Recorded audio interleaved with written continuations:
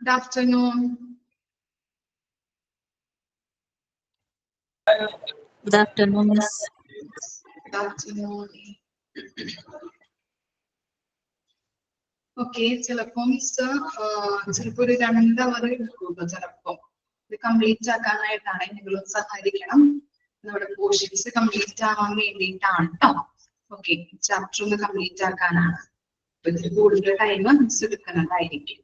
ബുദ്ധിമുട്ടൊന്നുമില്ലല്ലോ, ഇടയ്ക്ക് ബ്രേക്ക് ഒക്കെ തരാം കേട്ടോ.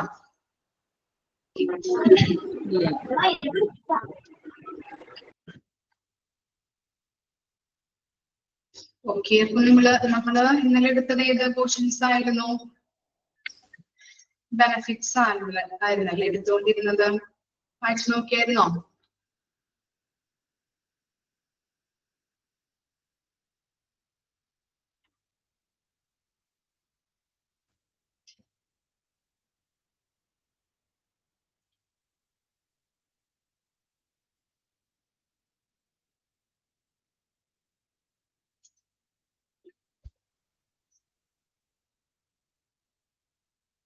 ഓക്കെ, ബെനിഫിറ്റ്സ് നമ്മളെ 4 പോയിന്റ്സ് പറഞ്ഞിട്ടുണ്ടായിരുന്നു അല്ലേ? വായിച്ചു നോക്കിയോ? ഏതൊക്കെയായിരുന്നു ബെനിഫിറ്റ്സ്? പോയിന്റ്സ് പറയാൻ പറ്റുമോ?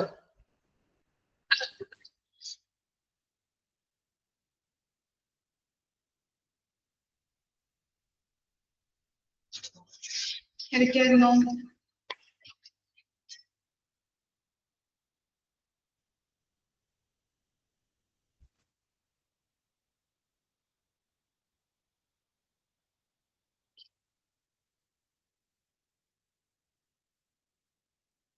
ഓർക്കുന്നുണ്ടോ?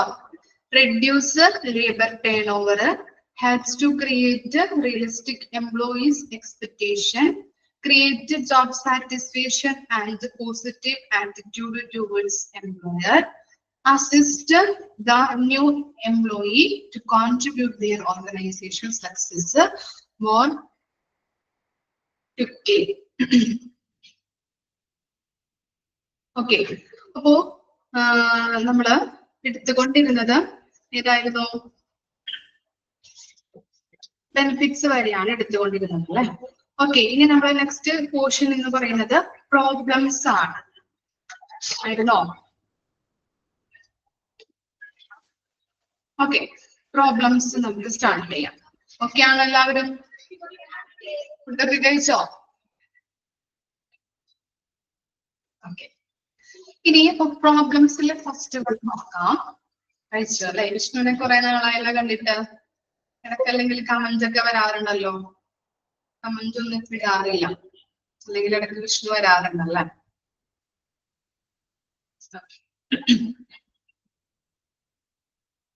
വർക്കാണ് അല്ലെ? ഓക്കെ ഓക്കെ, എന്ത് വർക്കാ ചെയ്യുന്നേ?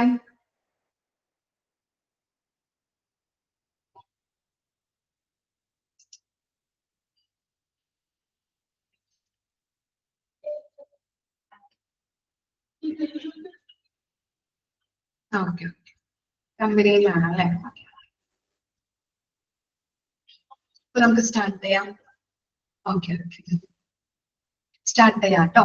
Problems in orientation. ഓറിയന്റേഷന്റെ പ്രോബ്ലംസ് ആണ് നമ്മൾ ഇനി നെക്സ്റ്റ് നോക്കാൻ പോകുന്നത്. Problems connected with orientation problems are, first one ആണ് എന്ത്? Data overload. Data overload. Data overload എന്ന് പറഞ്ഞാൽ എന്തായിരിക്കും? എന്താണ് മീനിങ്? കുറെ അധികം ഡാറ്റകൾ കൊടുക്കുന്നത് അല്ലേ? ഓക്കെ, നമുക്ക് നോക്കാം. Huge amount of information should not be given to the new employees simultaneously, as it may prove difficult for the employees to understand and retain it. Thus, it is essential to break the information in bites so that the employee have ample time to accept, analyze, and absorb it. It is unfortunate that passionate organizations and HR personnel place the large part of information on an employee's shoulder on the very first day. This may terrify the nervous employees. എന്താണ് data overload എന്ന് പറഞ്ഞാല് നമുക്കറിയാം കുറേ അധികം ഡാറ്റകളുണ്ട്. Employees എന്താണ് ഓർഗനൈസേഷനിലേക്ക് പുതിയതായിട്ട് വരുന്ന എംപ്ലോയീസിന് നമ്മൾ അവരുടെ ചുമലിൽ കുറെ അധികം വർക്കുകൾ അന്നേ ദിവസം തന്നെ സ്റ്റാർട്ട് ചെയ്യുന്ന ദിവസം തന്നെ വെച്ചു കൊടുത്തിട്ടുണ്ടെങ്കിൽ എന്താണ് വളരെ ബുദ്ധിമുട്ടാണ് അല്ലെ. ഇല്ലേ, ഞാനൊരു കമ്പനിയിൽ ആദ്യമായിട്ട് ജോലിക്ക് പോകുമ്പോ ജോയിൻ ചെയ്യുന്ന ദിവസം തന്നെ അവർ എന്ത് ചെയ്യുന്നുണ്ട്, കുറെ അധികം ഡാറ്റാസ് അങ്ങനെ വെച്ച് തന്നിട്ടുണ്ടെങ്കിൽ അല്ലെങ്കിൽ കുറെ അധികം ജോലികൾ ഡ്യൂട്ടീസ് ഒക്കെ വെച്ച് തന്നാൽ എന്താണ് എനിക്ക് വളരെ ബുദ്ധിമുട്ടാണ് അതെങ്ങനെ ചെയ്യേണ്ടത്, അതെങ്ങനെയാണ് എല്ലാ കാര്യങ്ങളും കറക്റ്റ് ആയിട്ട് ചെയ്യേണ്ടത് എന്ന് അന്നും അറിയാൻ പറ്റില്ല. ഓക്കെ, അപ്പൊ അങ്ങനെ വരുമ്പോ വളരെ ബുദ്ധിമുട്ട് ഈ കാൻഡിഡേറ്റ്സിന് തോന്നാറുണ്ട്. അതുകൊണ്ട് തന്നെ പല ഇൻഫർമേഷൻസും മനസ്സിലാക്കാനായിട്ടും അതുപോലെ അത് അനലൈസ് ചെയ്യാനായിട്ടും വിശകലനം ചെയ്യാനായിട്ടും ഒരു ചെറിയ രീതിയിൽ വേണം കൊടുക്കാനായിട്ട്. ഓക്കെ, മനസ്സിലായോ? അവർക്ക് എന്താണ് നല്ല രീതിയിൽ പ്രവർത്തിക്കുന്നതിന് വേണ്ടതായിട്ടുള്ള പല ഇൻഫർമേഷൻസ് ഉണ്ടാവും. അതുപോലെ തന്നെ ഇൻഫർമേഷൻസ് മനസ്സിലാക്കുന്നതിന് വേണ്ടിയിട്ടും അവരുടെ റെസ്പോൺസിബിലിറ്റി എന്താണ്, അവർ ചെയ്യേണ്ട വർക്ക് എന്താണ് എന്നുള്ളത് വിലയിരുത്താനും മനസ്സിലാക്കുന്നതിന് വേണ്ടിയിട്ടും ചെറിയ രീതിയിൽ വേണം പുതിയ കാൻഡിഡേറ്റ്സിന് കൊടുക്കാനായിട്ട്. അല്ലെങ്കിൽ എന്തായിരിക്കും, അവർക്ക് വളരെ ബുദ്ധിമുട്ട് അനുഭവപ്പെടാറുണ്ട്. ഓക്കെ, ഇങ്ങനെ ചില ഓർഗനൈസേഷനിലൊക്കെ എങ്ങനെയാണ് ജോയിൻ ചെയ്യുമ്പോൾ തന്നെ ആദ്യം ആ ഫസ്റ്റ് ഡേയിൽ തന്നെ എന്ത് ചെയ്യാറുണ്ട്, ധാരാളം ജോലികൾ ആളുടെ മേല്. 1 minute കേട്ടോ.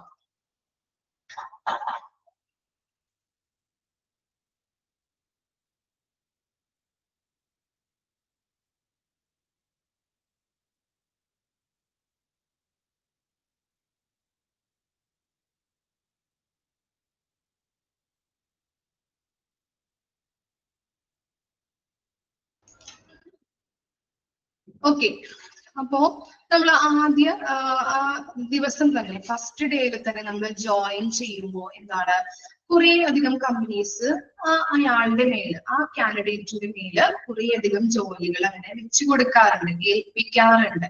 അപ്പൊ എന്തായിരിക്കാം തോന്നുന്നത്, ആ എംപ്ലോയിക്ക് എന്താ തോന്നുക, വളരെയധികം ബുദ്ധിമുട്ട് തോന്നും അല്ലെ. അതുപോലെ തന്നെ വളരെ എന്താണ് ഉത്കണ്ഠ തോന്നാറുണ്ട് അല്ലെ. അപ്പൊ അങ്ങനെയുള്ള കാര്യങ്ങള് അല്ലെ, നെർവസ് ആവാറുണ്ട് അല്ലെ. ഓക്കെ, അപ്പൊ അതാണ് അവിടെ പറയുന്നത് ഡാറ്റ ഓവർലോഡ്. അപ്പോ ഫസ്റ്റ് പ്രോബ്ലം ആണ് ഓറിയന്റേഷന്റെ ഫസ്റ്റ് പ്രോബ്ലം എന്ന് പറയുന്നത്. ഒരു വ്യക്തി അല്ലെങ്കിൽ ഒരു കാൻഡിഡേറ്റ് പുതിയതായിട്ട് ജോയിൻ ചെയ്യുമ്പോൾ അയാളുടെ മേല് കുറെ അധികം ജോലികൾ ഏൽപ്പിച്ചു കൊടുക്കാനായിട്ട് പാടില്ല. അവന്റെ ജോലി മനസ്സിലാക്കുന്നതിന് വേണ്ടിയിട്ടും അത് വിശകലനം ചെയ്യുന്നതിന് വേണ്ടിയിട്ടും ബൈറ്റ് ആയിട്ട് ചെറിയ രീതിയിൽ വേണം എന്ത് കൊടുക്കാനായിട്ട്, ജോലികൾ ഏൽപ്പിച്ചു കൊടുക്കാനായിട്ട്. അല്ലാത്ത പക്ഷം അവൻ എന്താവും, നെർവസ് ആവും അല്ലെ, പേടി തോന്നാം, അല്ലെങ്കിൽ പരിഭ്രാന്തമാവാം, ഭയം തോന്നാം, അങ്ങനെയുള്ള കാര്യങ്ങള് തോന്നാനായിട്ട് അനുഭവപ്പെടുന്നുണ്ട്. ഇനി രണ്ടാമത്തെ പ്രോബ്ലം എന്ന് പറയുന്നത് എന്താണ്, problems of boredom and rigidity. Okay, problems of boredom. Boredom എന്ന് പറഞ്ഞാല് മുഷിപ്പ് അല്ലെങ്കിൽ വിരസത. boredom and rigidity. Employees do not feel comfortable when an induction program is organized in a formal or routine way, just like a custom. Hence, there is a need to conduct the program in a dynamic and interactive manner.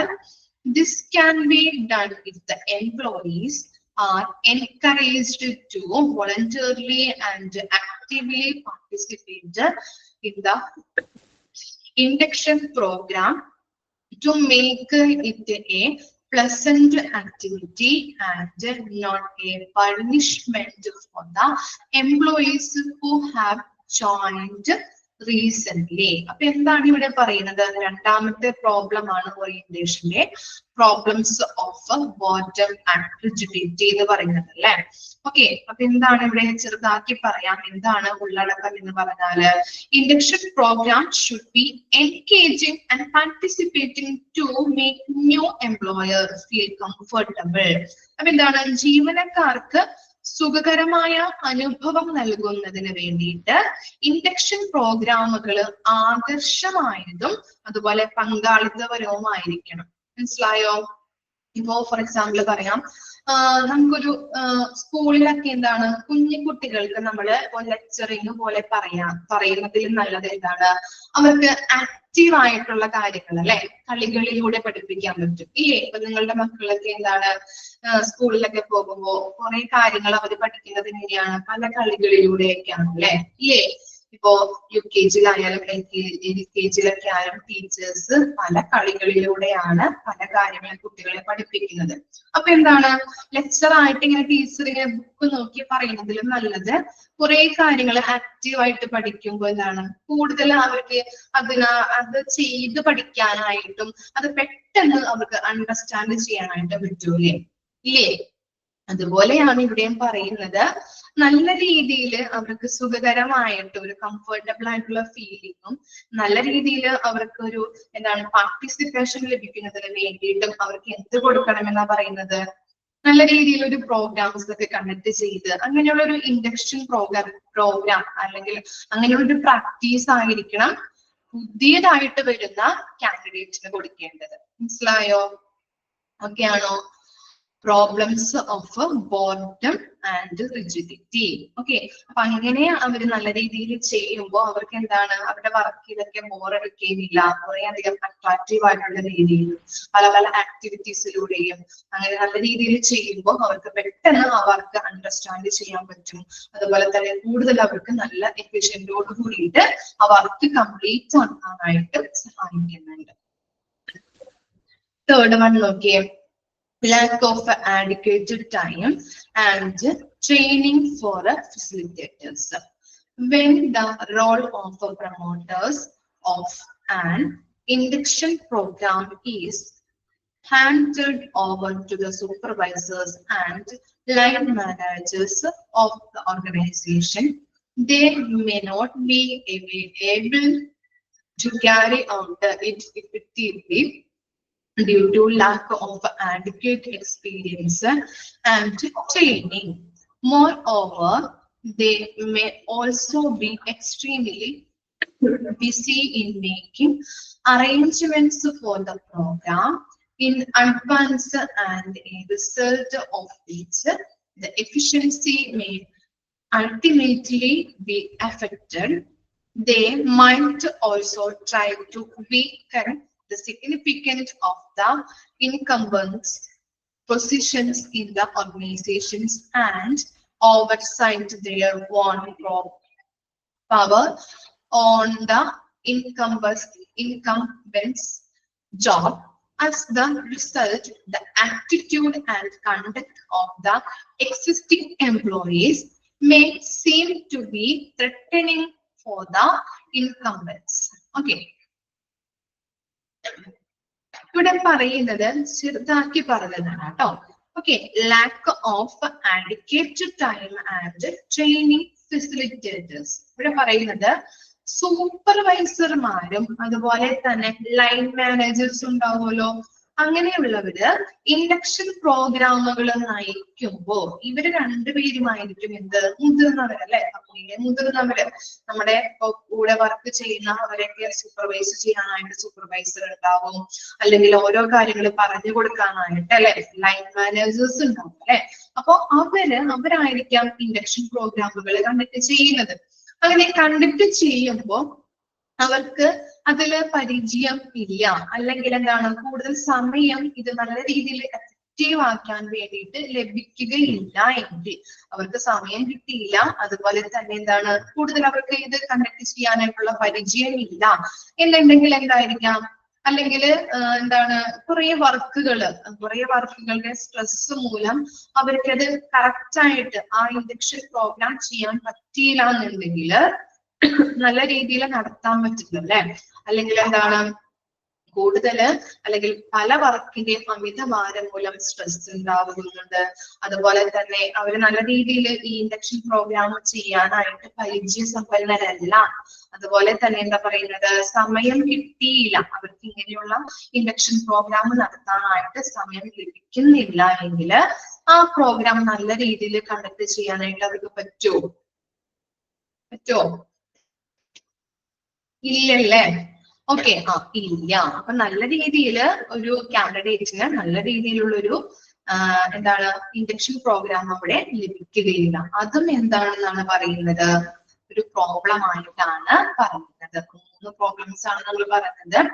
Data overload ഉണ്ട്, problems of bottom and rigidity, lack of adequate time and training for facilitators. Okay, 3 കാര്യങ്ങളും just ഒന്ന് വായിച്ചു നോക്കിയേ.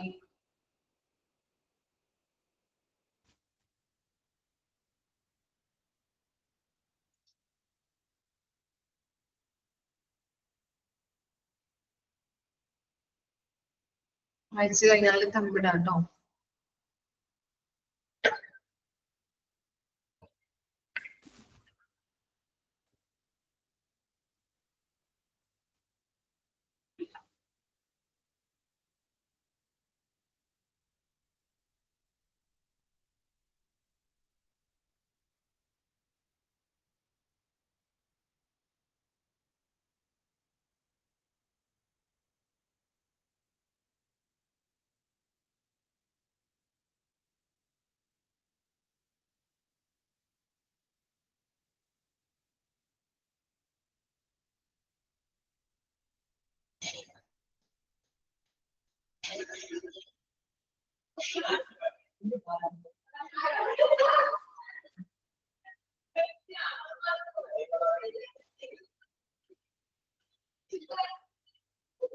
Clear ആണോ 3 കാര്യങ്ങളും?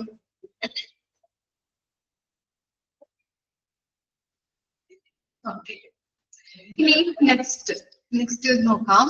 Risk of failure and counter effect. Okay, the retention level of the employees can be improved through an organized induction program, and as the result of which attrition can be reduced, അതുപോലെ തന്നെ particularly in the early years. On the other hand, a weakly prepared and implemented induction program could produce the undesired result. It may force the new employees to build a negative feeling towards the organization and also about their attitude towards the induction program. Although this is not done deliberately, this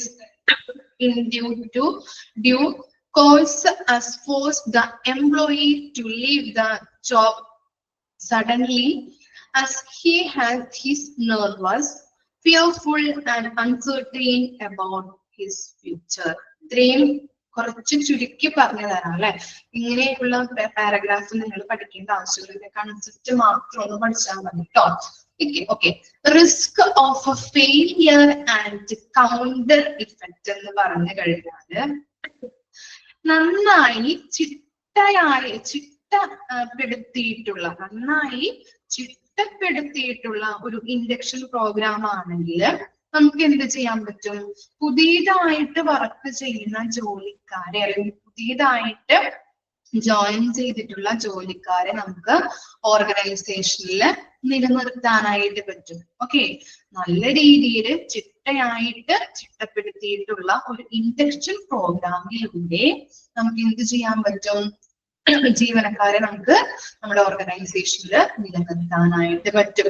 okay, അതല്ല അല്ലെങ്കിൽ അതേസമയം മോശമായിട്ട് plan ചെയ്തിട്ടുള്ള induction programme ആണെങ്കിലോ അവർക്ക് എന്താണ്, നല്ല രീതിയിലുള്ള എക്സ്പീരിയൻസ് കിട്ടില്ല, നല്ല രീതിയിലുള്ള പ്രാക്ടീസ് കിട്ടില്ല, ട്രെയിനിങ് കിട്ടില്ല അല്ലെ. അതുകൊണ്ട് തന്നെ അവിടെ മടുത്തിട്ട് അവരെന്ത് ചെയ്യും?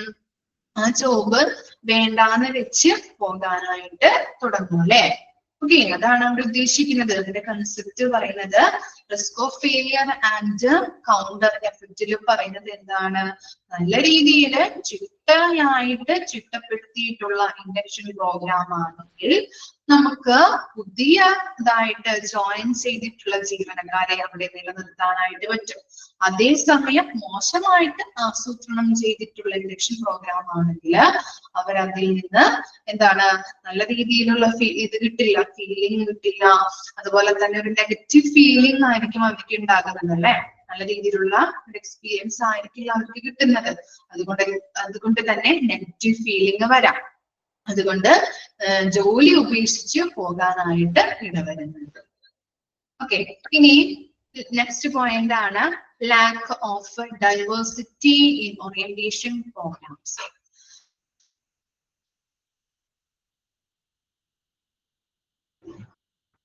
Okay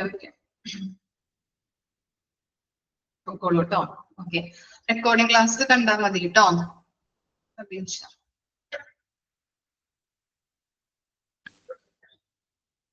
Okay, lack of diversity in orientation programs. എന്താണ്? Levels of learning abilities and perpetual skills vary from one person to another. Few people can grasp rather than others. Likewise, only listening to the presenter may be enough for some people to understand the subject matter, while others may need video presentation and demo to understand the information clearly. Make use of common methods and the same delivery system by for all new employees, regardless of their skills level and educational backgrounds, may affect the effectiveness of the induction process. Okay, about lack of diversity in induction program il parayna ഒരു concept എന്ന് പറഞ്ഞു കഴിഞ്ഞിട്ടുണ്ടെങ്കിൽ വ്യത്യസ്ത ആളുകള് വ്യത്യസ്ത രീതിയിലാണ് പഠിക്കുന്നത് അല്ലേ. ഓക്കെ, അങ്ങനെ വ്യത്യസ്ത രീതിയിൽ പഠിക്കുമ്പോൾ ഇൻഡക്ഷൻ പ്രോഗ്രാമുകള് ഒരൊറ്റ രീതിയിൽ നമ്മൾ അല്ലെങ്കിൽ ഒരു സിംഗിൾ രീതിയിൽ നമ്മൾ തുടർന്നു കൊണ്ട് പോവുകയാണെങ്കിൽ എന്താണ് അവർക്ക് പഠിക്കാനായിട്ട് ബുദ്ധിമുട്ടുണ്ടാവും. ഇപ്പൊ എന്താ പറയാ, നമ്മളുടെ ലേണിംഗ് സ്റ്റൈല് എന്താണ്? ചിലവർക്ക് ഇപ്പോ കിടന്നുകൊണ്ട് പഠിക്കാനായിരിക്കും ഇഷ്ടം, അല്ലെങ്കിൽ ചിലവർക്ക് നടന്നുകൊണ്ട് പഠിക്കാനായിരിക്കും ഇഷ്ടം, അല്ലെങ്കിൽ ചിലവർക്ക് എന്താണ് ഇങ്ങനെ ബെഡിൽ ഇരുന്നുകൊണ്ട് പഠിക്കാനായിരിക്കും ഇഷ്ടം, ചിലവർക്ക് കസേരയിൽ ഇരുന്ന് മേശപ്പുറത്ത് ബുക്കൊക്കെ വെച്ചിട്ട് അങ്ങനെ പഠിക്കാനായിരിക്കും ഇഷ്ടം. പലർക്കും പല രീതികളാണ് അല്ലെ, പഠിക്കാനായിട്ട് ഇഷ്ടമുള്ള രീതികൾ അല്ലെ. ലേണിംഗ് സ്റ്റൈലിൽ വ്യത്യാസം ഉണ്ടാവാം. എക്സാമ്പിൾ പറഞ്ഞതാണ് കേട്ടോ കൺസെപ്റ്റ് മനസ്സിലാവാനായിട്ട്. ഓക്കെ, അപ്പൊ അങ്ങനെയാണ് പലർക്കും ഇഷ്ടം. പല ഇൻഡിവിജ്വൽസ് ആണ് അല്ലെ, നമ്മളെല്ലാവരും ഒരു തരത്തിലുള്ള ഇന്റലിജൻസ് അല്ല. അതുകൊണ്ട് തന്നെ പലരും ഇഷ്ടപ്പെടുന്ന രീതി പലതാണ്. ഇനി നമ്മളിവിടെ ഓറിയന്റേഷൻ പ്രോഗ്രാം കണ്ടക്ട് ചെയ്യുമ്പോൾ പഴയ ഒരു ട്രഡീഷണൽ രീതി തന്നെയാണ് ഇങ്ങനെയുള്ള പീപ്പിൾസിന് കൊടുക്കുന്നതെങ്കിലോ, അല്ലെങ്കിൽ പുതിയതായിട്ട് ജോയിൻ ചെയ്യുന്ന കാൻഡിഡേറ്റ്സിന് കൊടുക്കുന്നതെങ്കിലോ അവർക്ക് ഇഷ്ടപ്പെടാനായിട്ട് തയ്യാറാവില്ല അല്ലെ. പലരും പല രീതിയിലാണ് ഓരോ കാര്യങ്ങൾ ചെയ്യുന്നത് അല്ലെ. ഓക്കെ, മനസ്സിലായോ കൺസെപ്റ്റ്? അതുകൊണ്ട് തന്നെ എന്താണ് ഓരോ രീതി ഫോളോ ചെയ്യുന്ന ഒരു ഓറിയന്റേഷൻ അല്ലെങ്കിൽ എന്താണ് ഇൻഡക്ഷൻ പ്രോഗ്രാം ആണെങ്കിൽ പലർക്കും പഠിക്കാനായിട്ട് ബുദ്ധിമുട്ടുണ്ടാവും. ഓരോ കാര്യങ്ങൾ പഠിക്കാനായിട്ട് ഓരോ രീതി തുടർന്ന് കൊണ്ടുപോകുന്നതാണെങ്കിൽ ആ ഇൻഡക്ഷൻ പ്രോഗ്രാം എന്ന് പറഞ്ഞാൽ അത് ഫലപ്രദമാവില്ല. ഓക്കെ, ഇപ്പൊ കിടന്ന് പഠിക്കുന്ന ആളോട് നിർബന്ധിച്ച് ഇരുന്ന് പഠിക്കാൻ പറഞ്ഞിട്ടുണ്ടെങ്കിൽ തലയിൽ കയറോ അല്ലേ? കയറോ? ഇല്ല. അതാണ് അവിടെ നടക്കുന്നത്. മനസ്സിലായോ? ഓക്കെ, ഒരേ രീതി തന്നെ തുടർന്നു കൊണ്ടുപോകുന്ന ഒരു ഓർഗനൈസേഷൻ ആണെങ്കിൽ എന്താണ് പലർക്കും പല രീതികളാണ് ഇഷ്ടം പഠിക്കാനായിട്ട് അല്ലെ. അവരിന് അവരുടേതായിട്ടുള്ള രീതികൾ ഫോളോ ചെയ്യാനായിട്ട് നമ്മള് പ്രേരിപ്പിക്കാം. ഓക്കെ, ഇത് തന്നെ പറ്റുള്ളൂ അല്ലെങ്കിൽ ഇത് തന്നെ ചെയ്യാൻ പറ്റുള്ളൂ എന്ന് പറഞ്ഞാല് ചിലപ്പോ അവര് നല്ല രീതിയിൽ വർക്ക് ചെയ്യാനായിട്ട് പറ്റുന്നു വരില്ല. ഓക്കെ, അപ്പൊ നല്ല രീതിയിൽ പല ഒരു വെറൈറ്റി രീതികള് കാൻഡിഡേറ്റ്സിലോട്ട് ഇംപ്ലിമെന്റ് ചെയ്യാനായിട്ട് നോക്കണം. ഇനി നെക്സ്റ്റ് എന്താണ്? Absence of evaluation and follow-up. It is important for the organization to assess the efficiency of the induction program to generate feedback from the new employees participating in it. They should regularly follow up the feedback process by making the required modifications in the program to upgrade it. On the other hand, many organizations really carry out the serious assessment and follow-up of their induction process. ഇവിടെ പറയുന്നത് നമ്മൾ എന്താണ്, ഇപ്പൊ ഒരു സ്ഥാപനത്തിൽ പുതിയ ജീവനക്കാരെ നമ്മൾ ഇങ്ങനെയുള്ള പ്രോഗ്രാമിലൂടെ അവർക്ക് പ്രാക്ടീസുകളും അതുപോലെ ട്രെയിനിങ്ങുകളും കൊടുക്കുമ്പോൾ അവർക്ക് എന്ത് ചെയ്യണം? ഫീഡ്ബാക്കുകൾ നമ്മൾ കളക്ട് ചെയ്യണം. എന്തിനു വേണ്ടിയിട്ടായിരിക്കാം അങ്ങനെ ഫീഡ്ബാക്ക് കളക്ട് ചെയ്യുന്നത്? അറിയാൻ പറ്റുമോ? ഇതിനു വേണ്ടിയിട്ടായിരിക്കാം ഫീഡ്ബാക്ക് നമ്മൾ കളക്ട് ചെയ്യേണ്ടത് വരുന്നത്? എന്തിനായിരിക്കാം ഫീഡ്ബാക്ക് കളക്ട് ചെയ്യുന്നത്?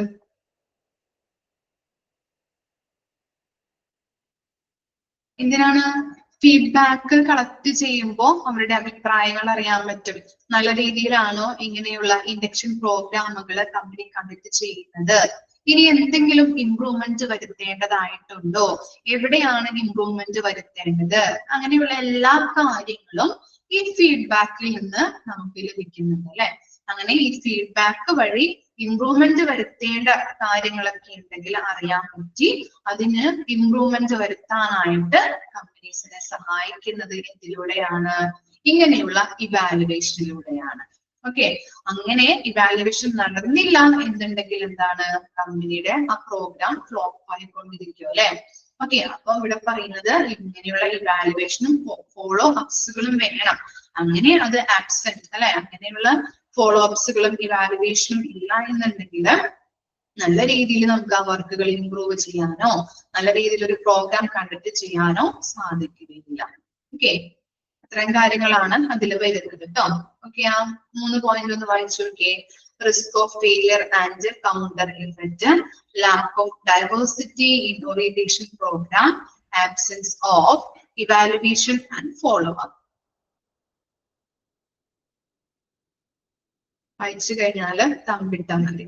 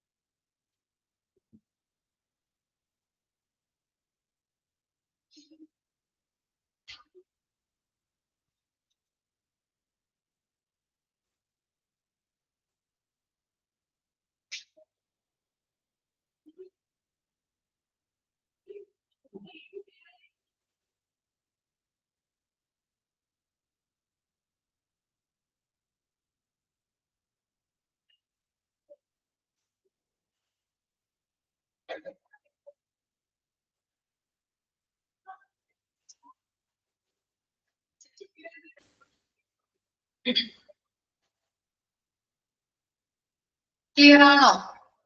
അപ്പോ നമ്മള് നേരത്തെ പഠിച്ചത് എന്തായിരുന്നു? പ്രോബ്ലംസ് ആയിരുന്നു അല്ലെ.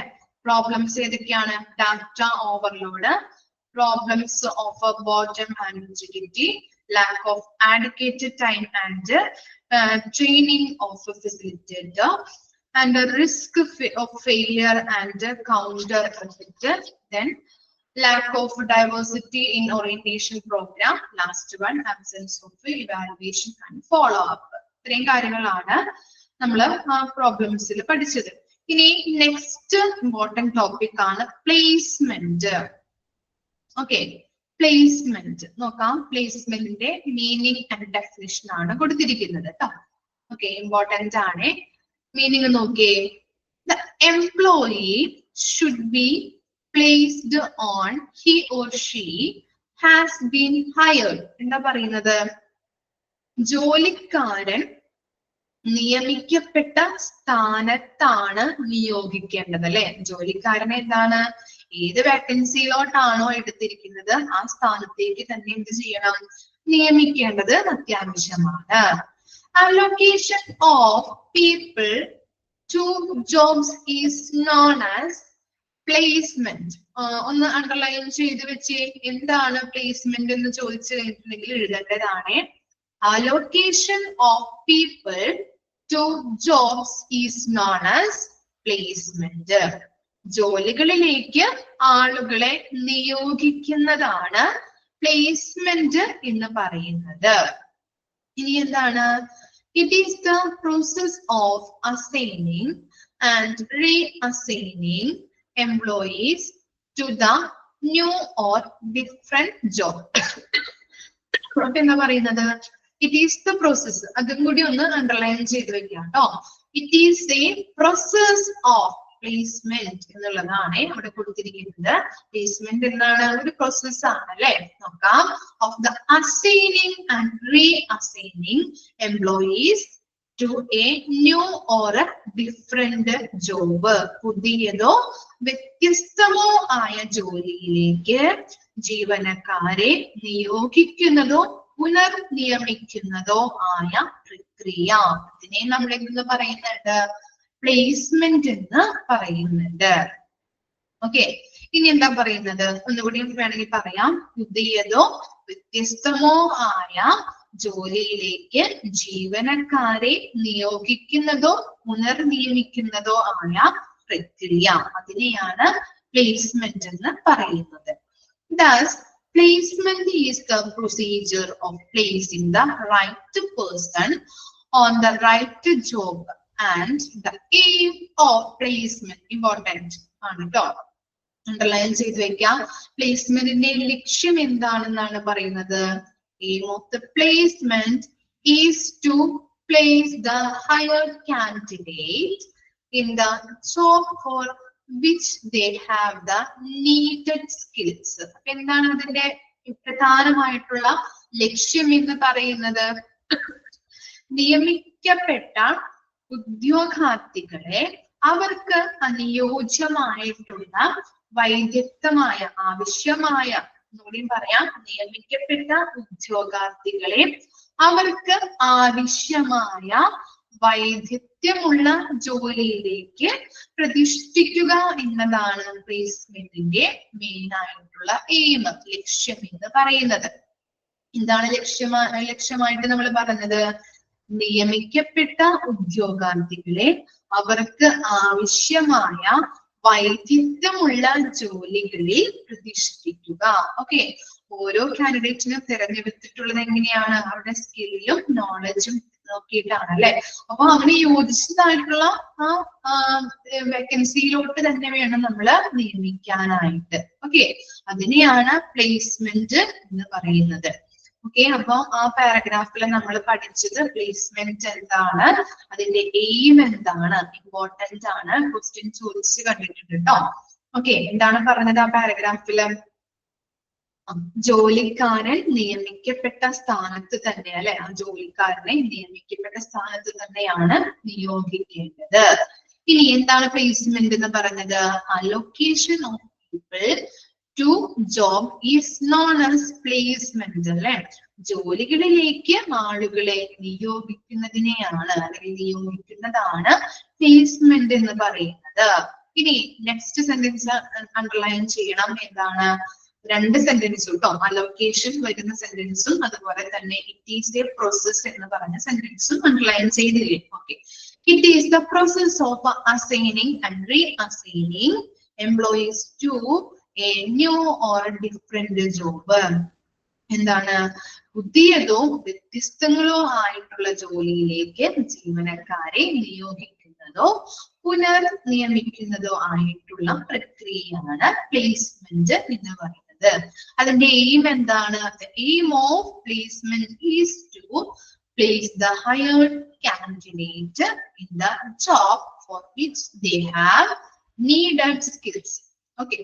അതിന്റെ ലക്ഷ്യം, പ്ലേസ്മെന്റിന്റെ ലക്ഷ്യം എന്ന് പറഞ്ഞു കഴിഞ്ഞിട്ടുണ്ടെങ്കിൽ നിയമിക്കപ്പെട്ട ഉദ്യോഗാർത്ഥികളെ അവർക്ക് ആവശ്യമായ വൈദഗ്ധ്യമുള്ള ജോലികളിൽ പ്രതിഷ്ഠിക്കുക എന്നതാണ് പ്ലേസ്മെന്റിന്റെ ലക്ഷ്യമായിട്ട് പറയുന്നത്. ഇനി രണ്ട് ഡെഫിനേഷൻ ആണ് അവിടെ കൊടുത്തിരിക്കുന്നത്. ഓക്കെ, രണ്ടാളുകൾ പറഞ്ഞിരിക്കുന്ന ഡെഫിനേഷൻ ആണ് കൊടുത്തിരിക്കുന്നത്. ഫസ്റ്റ് ഡെഫിനേഷൻ നോക്കിയേ. According to Pygotts and Myers. കേട്ടോ. ഓക്കെ, ഓരോ ഓതറിന്റെയും അല്ലെങ്കിൽ ഓരോ ആരുടെയാണെന്ന് ചോദിക്കാറുണ്ട്. അപ്പൊ ഓരോന്നും പഠിച്ചു വെക്കാം. ചിലപ്പോ നമ്മള് സെലക്ഷൻ അല്ലെങ്കിൽ റിക്രൂട്ട്മെന്റ് ഒക്കെ പഠിച്ചപ്പോ കുറേയധികം ഡെഫിനേഷൻസ് ഒക്കെ പഠിച്ചിട്ടുണ്ടല്ലേ. അപ്പൊ അത് ആരുടെയാണ്? ഓക്കെ, കോട്സില് ഡബിൾ കോട്സിൽ കൊടുത്തുകൊണ്ട് ചോദിച്ചു കണ്ടിട്ടുണ്ട്. അപ്പൊ ഓരോന്നും പഠിച്ചു വെക്കാം. ഓക്കെ, അപ്പോ നോക്കാം നമുക്ക് Pygotts and Myers.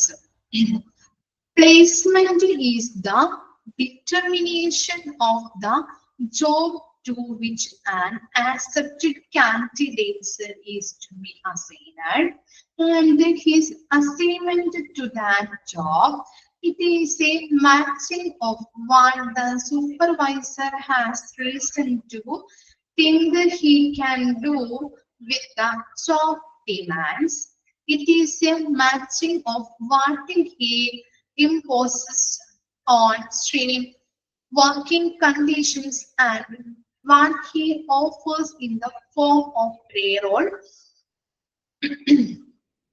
companionship with others, promotional possibilities, etc. Okay. ഇവിടെ പറയുന്നത് Pygotts and Myers അവരുടെ അഭിപ്രായത്തിൽ പറയുന്നത് എന്താണ്? ഒരു അംഗീകൃത സ്ഥാനാർത്ഥിയെ നിയമിക്കേണ്ട ജോലിയുടെയും ആ ജോലിയിലേക്കുള്ള ആളെ നിയമിക്കുന്നതിന്റെയും നിർണായകമാണ് പ്ലേസ്മെന്റ് എന്ന് പറയുന്നത്. ഉദ്ദേശിക്കുന്നത് എന്താണ്?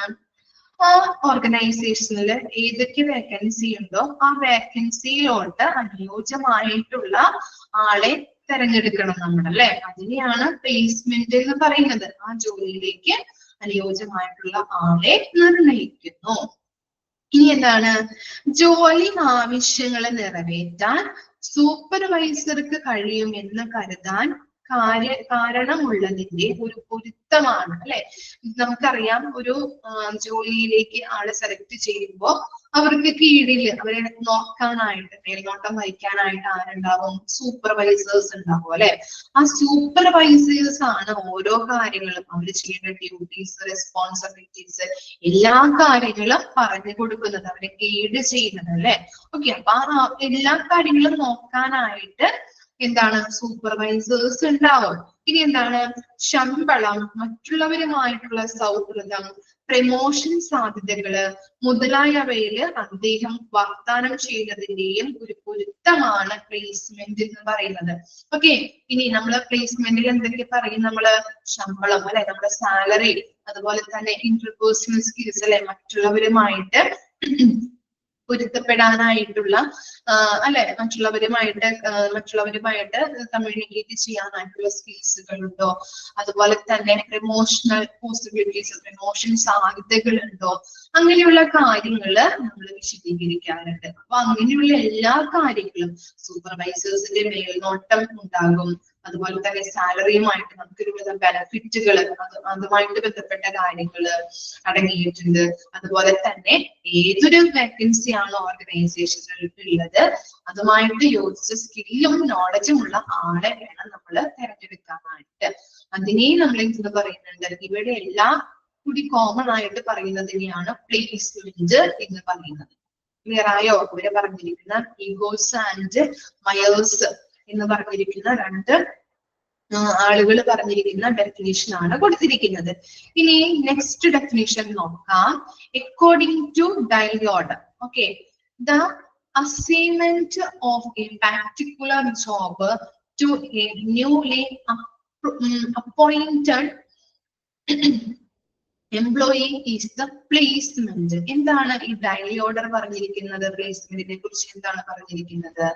The assignment of the particular job to a newly appointed employee is the placement. പുതിയതായിട്ട് നിയമിതനായ ഒരു ജീവനക്കാരന് ഒരു പ്രത്യേക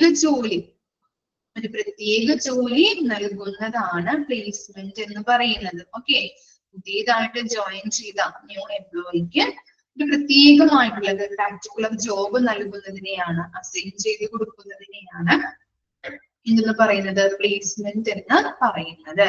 രണ്ടുപേരുടെയും പ്ലേസ്മെന്റ് ആരാണ്? രണ്ട് ഡെഫിനിഷൻ കൊടുത്തിട്ടുണ്ട്. ആരൊക്കെയാണ് പറഞ്ഞിരിക്കുന്നത് എന്നുള്ളത് ഓർത്ത് വെക്കാം. അതുപോലെ തന്നെ പ്ലേസ്മെന്റിന്റെ ആ എയിം എന്താണ് പ്ലേസ്മെന്റ് എന്ന് പറയുന്നതും ഓർത്ത് വെച്ച് പഠിക്കണം. ഓക്കെ, ഒന്ന് വായിച്ചു നോക്കിയേ പ്ലേസ്മെന്റിന്റെ കാര്യങ്ങൾ. വായിച്ചു നോക്കാം കേട്ടോ.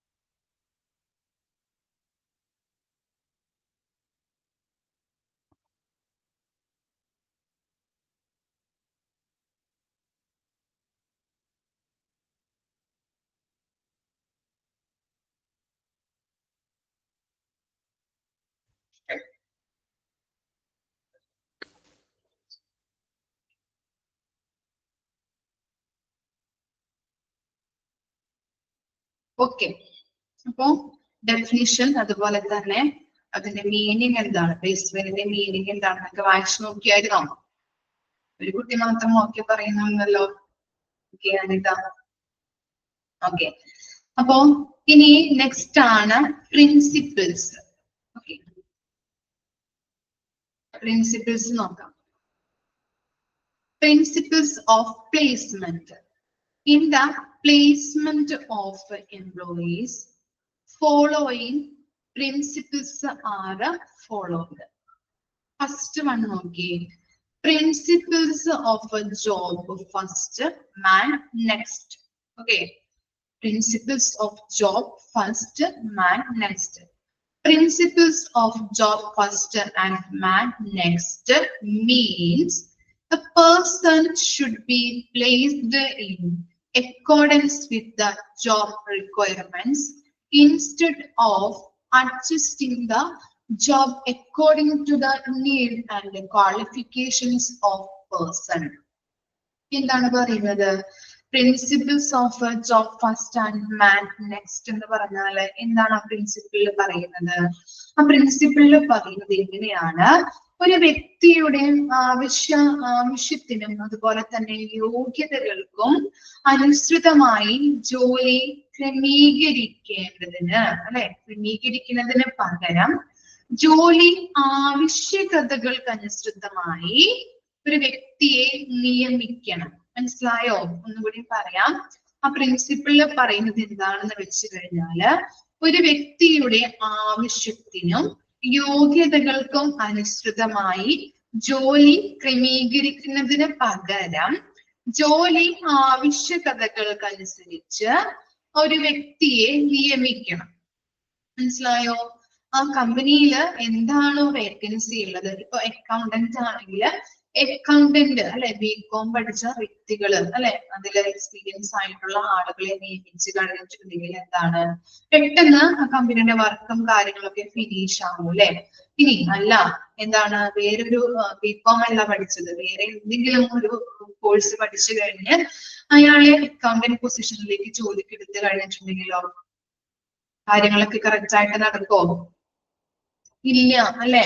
അപ്പൊ എന്താണ് ആ ജോബിന്റെ ആ വേക്കൻസി എന്താണോ, അവിടെ പോസ്റ്റിംഗ് എന്താണോ, അങ്ങനെയുള്ള കാര്യങ്ങൾ നോക്കി അതനുസരിച്ച് നമ്മുടെ കമ്പനിക്ക് അതിന്റെ ആ വേക്കൻസിയുടെ ആവശ്യങ്ങൾ അനുസരിച്ച് ആ വേക്കൻസി എന്താണോ, കമ്പനിക്ക് ആരെയാണോ വേണ്ടത്, അങ്ങനെയുള്ള ഒരു പേഴ്സണെ വേണം നമ്മൾ ഈ പ്ലേസ്മെന്റിലൂടെ തിരഞ്ഞെടുക്കാനായിട്ട്. മനസ്സിലായോ? അല്ലാണ്ട് ഇപ്പോ അയാൾക്ക് ജോലി വേണം, അല്ലെങ്കിൽ അയാൾക്ക് എന്താണ് ഇന്ന് എത്രയും നോളജ് ഉണ്ട് എന്ന് പറഞ്ഞിട്ട് കാര്യമില്ല. ആ പൊസിഷനിലേക്ക് കുതിർക്കുന്ന രീതിയിലുള്ള ആളെ വേണം തിരഞ്ഞെടുക്കാനായിട്ട്. ഓക്കെ, അപ്പൊ അതാണ് പറയുന്നത് ആ ജോബ് ഫസ്റ്റ് മാൻ നെക്സ്റ്റ്. ജോബ് ആ ഓർഗനൈസേഷനിലെ ജോലിക്ക് അനുസൃതമായിട്ടുള്ള ഏത് വേക്കൻസി ആണോ അവിടെ ഉള്ളത് അതിന് അനുസൃതമായിട്ടുള്ള ആളെ നമ്മൾ സെലക്ട് ചെയ്യണം. അല്ലാതെ കാൻഡിഡേറ്റിനല്ല നമ്മൾ എന്ത് കൊടുക്കുന്നത്, ഇമ്പോർട്ടൻസ് കൊടുക്കുന്നത്. കാൻഡിഡേറ്റിന് ഇമ്പോർട്ടൻസ് കൊടുത്തു കഴിഞ്ഞ് ജോലിയിലേക്ക് പ്രവേശിപ്പിക്കുകയാണെങ്കിൽ എന്താണ്, അയാളുടേതായിട്ടുള്ള രീതിയിലായിരിക്കും ജോലി ചെയ്യുന്നത് അല്ലെ. നമുക്ക് വേണ്ടത് എന്താണ്, ആ ജോബിന് അനുസൃതമായിട്ടുള്ള ഒരു കാൻഡിഡേറ്റിനെ വേണം. ഓക്കെ, ക്ലിയർ ആയോ? ഓക്കെ, അപ്പൊ ആ പൊസിഷനിലേക്ക് എന്താണ് ആവശ്യം, ജോബിന്റെ റിക്വയർമെന്റ്സിന് ആവശ്യമായിട്ടുള്ള ആളെ വേണം നമ്മൾ സെലക്ട് ചെയ്യാനായിട്ട്. Principle of a qualification. Employees should be placed on such a job for which they are qualified. They should not be placed in a very high or very low job position. ഇവിടെ പറയുന്നത് എന്താണ്, principle of qualification പറയുന്നത് ജീവനക്കാരെ അവർക്ക് യോഗ്യതയുള്ള ജോലിയിൽ നിയമിക്കണം. അവരെ വളരെ ഉയർന്നതോ അല്ലെങ്കിൽ വളരെ താഴ്ന്നതോ ആയ ജോലി സ്ഥാനത്തേക്ക് നിയമിക്കരുത് എന്നാണ് അവിടെ ഉദ്ദേശിക്കുന്നത്. ഇപ്പോ ഒരു കമ്പനിയിൽ ഒരു മാനേജർ ആവാൻ യോഗ്യതയുള്ള ഒരു പേഴ്സൺ, അപ്പൊ നമ്മൾ എന്ത് ചെയ്തു, കമ്പനിയിലേക്ക് നമ്മൾ തിരഞ്ഞെടുത്തു. ഇനി അദ്ദേഹത്തിന് കൊടുക്കുന്ന ജോബ് എന്ന് പറഞ്ഞിട്ടുണ്ടെങ്കിൽ ഹൗസ് കീപ്പിംഗ് സർവീസ് ആണെങ്കിലോ അത്രയും ക്വാളിറ്റി ഉണ്ട് അയാൾക്ക്. പക്ഷെ നമ്മുടെ കമ്പനിയിൽ കൊടുക്കുന്ന ജോബ് എന്ന് പറഞ്ഞാൽ ക്ലീനിങ് ഡ്യൂട്ടി ആണെങ്കിലോ അല്ലെങ്കിൽ ഹൗസ് കീപ്പിംഗ് സർവീസ് ആണെങ്കിലോ അദ്ദേഹത്തിന് കൊടുക്കുന്ന ജോലി അങ്ങനെ അയാൾ ശരിയാവോ, അല്ലെങ്കിൽ അദ്ദേഹം ആ ജോലിയിൽ വരില്ല അല്ലെ. ഓക്കെ, ലോ ലെവലിൽ അല്ലെ. ഓക്കെ, അപ്പൊ എന്താണ് ഇവിടെ പറയുന്നത്, ഓരോരുത്തർക്കും ഓരോ സ്കില്ലും നോളജും ക്വാളിഫിക്കേഷൻ മെയിൻ ആയിട്ട് നോക്കേണ്ടത് അത്യാവശ്യമാണ്. അദ്ദേഹത്തിന്റെ ആ ക്വാളിഫിക്കേഷൻ അനുസരിച്ചിട്ട് ഉള്ള ജോലി ആയിരിക്കണം സെലക്ട് ചെയ്യേണ്ടത്. സെലക്ട് ചെയ്ത് ആ വേക്കൻസിയിലോട്ട് അദ്ദേഹത്തെ നിയമിക്കേണ്ടത്. ഓക്കെ, പ്ലേസ്മെന്റിൽ പറയുന്നത് അടുത്ത പ്രിൻസിപ്പിൾ ആണ് എന്താണ്, ക്വാളിഫിക്കേഷൻ. Principle of qualification. ഓരോരുത്തർക്കും ഓരോ ക്വാളിഫിക്കേഷൻ ഉണ്ടാവും അല്ലെ. ആ ക്വാളിഫിക്കേഷൻ അനുസരിച്ചിട്ട് വേണം, ആ യോഗ്യത അനുസരിച്ചിട്ട് വേണം ഓരോ പൊസിഷനിലേക്ക് നിയമിക്കാനായിട്ട്. വെരി ലോവും വെരി ഹൈയും ആയിട്ടുള്ള ജോബ് പൊസിഷൻ ആയിരിക്കും ഇത് കൊടുക്കുന്നത്. ഓക്കെ, ഇനി എന്താണ് principle of timely preparation. All the arrangements which are needed for placement should be done before the joining date of the newly hired employee. ഇവിടെ പറയുന്നത്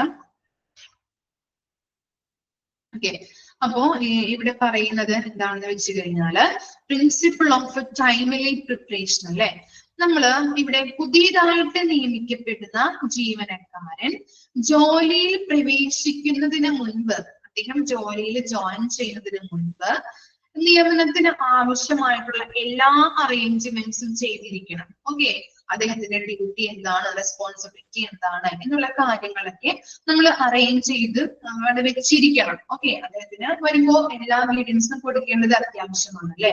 അപ്പൊ എന്താണ് ഇപ്പൊ നമ്മളൊന്നും ഒരു അറേഞ്ച്മെന്റും ചെയ്തിട്ടില്ല എന്ന് വെച്ച് കഴിഞ്ഞാല് അദ്ദേഹം ജോലിയിൽ ജോയിൻ ചെയ്യുമ്പോൾ എന്താണ് പറഞ്ഞു കൊടുക്കേണ്ടത് അല്ലെങ്കിൽ എന്ത് ഗൈഡൻസ് കൊടുക്കണം നമുക്ക് അറിയാൻ പറ്റില്ല അല്ലെ. ഓക്കെ, അപ്പൊ അങ്ങനെയുള്ള എല്ലാ ഡീറ്റെയിൽസുകളായിട്ടുണ്ടെങ്കിലും എല്ലാ കാര്യങ്ങളും നമ്മള് അദ്ദേഹം ജോയിൻ ചെയ്യുന്നതിന് മുൻപ് തന്നെ നമ്മൾ എന്ത് ചെയ്യണം, പ്രിപ്പയർ ചെയ്യണം. ഓക്കെ, എല്ലാ അറേഞ്ച്മെന്റ്സും പ്രിപ്പയർ ചെയ്തിട്ട് വേണം ആ കാൻഡിഡേറ്റിനെ ജോയിൻ ചെയ്യിപ്പിക്കാനായിട്ട്. ഇതാണ് അവിടെ പറയുന്നത് പ്രിൻസിപ്പിൾ ഓഫ് ടൈംലി പ്രിപ്പറേഷൻ. ഇനി നെക്സ്റ്റ് ആണ് principle of working conditions. The employee should be made aware of all the information regarding working conditions existing in the company.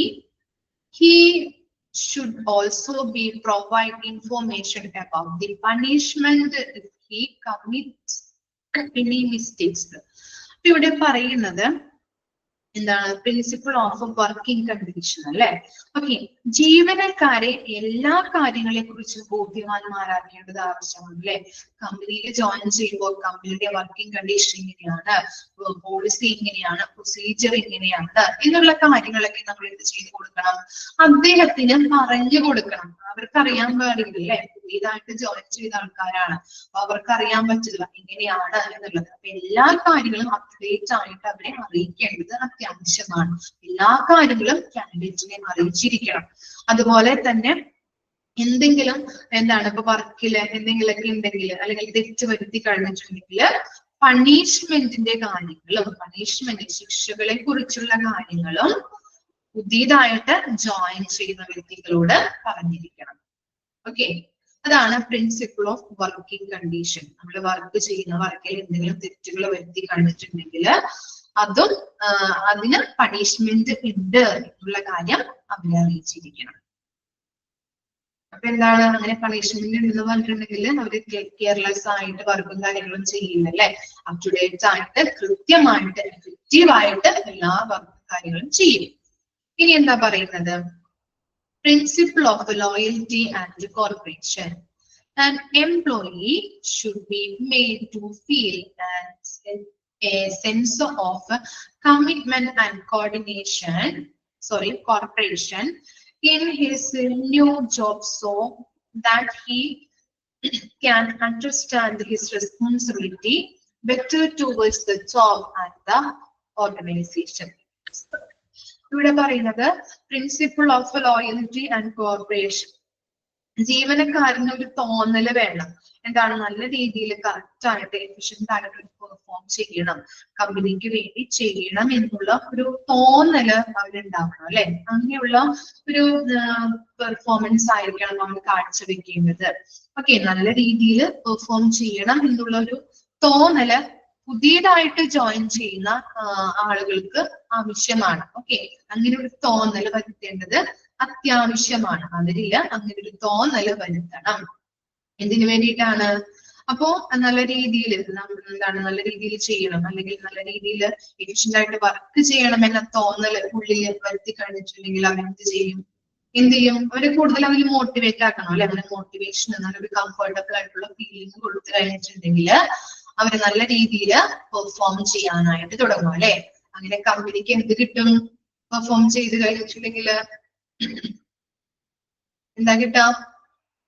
Profit ആയിരിക്കും, ലോസ് ഉണ്ടാവോ? ഓക്കെ, പ്രോഫിറ്റ് അല്ലെ. Very good, profit ഉണ്ടാവാനായിട്ട് സാധ്യതയുണ്ട്.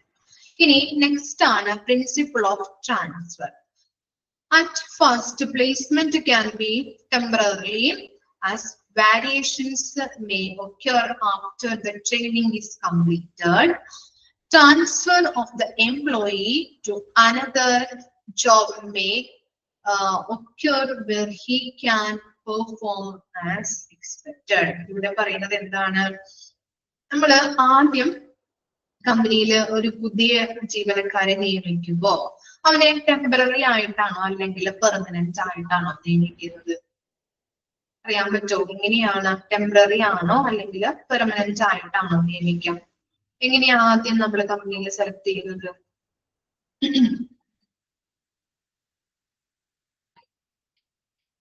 എങ്ങനെയായിരിക്കും?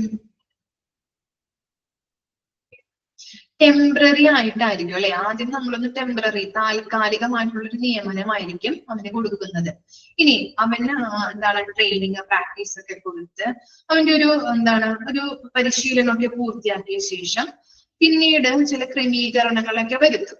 അതിനുശേഷം നമ്മൾ പ്രതീക്ഷിച്ച പ്രകടനം നടത്താൻ കഴിയുന്ന മറ്റൊരു ജോബിലേക്ക് പ്രൊബേഷൻ പീരീഡ് ഒക്കെ കൊടുക്കും അല്ലെ അവന്. ഓക്കെ, അങ്ങനെ നല്ല രീതിയിൽ കംപ്ലീറ്റ് ആക്കി കഴിഞ്ഞിട്ടുണ്ടെങ്കിൽ അവനെന്താണ് മറ്റൊരു ജോലി നല്ല പെർഫെക്റ്റ് ആയിട്ട് ചെയ്യുന്നുണ്ടെങ്കിൽ വേറൊരു സ്ഥാനത്തേക്ക് അവരെ നിയമിക്കാനായിട്ട് സാധ്യതയുണ്ട് അല്ലെ. ഇല്ലേ?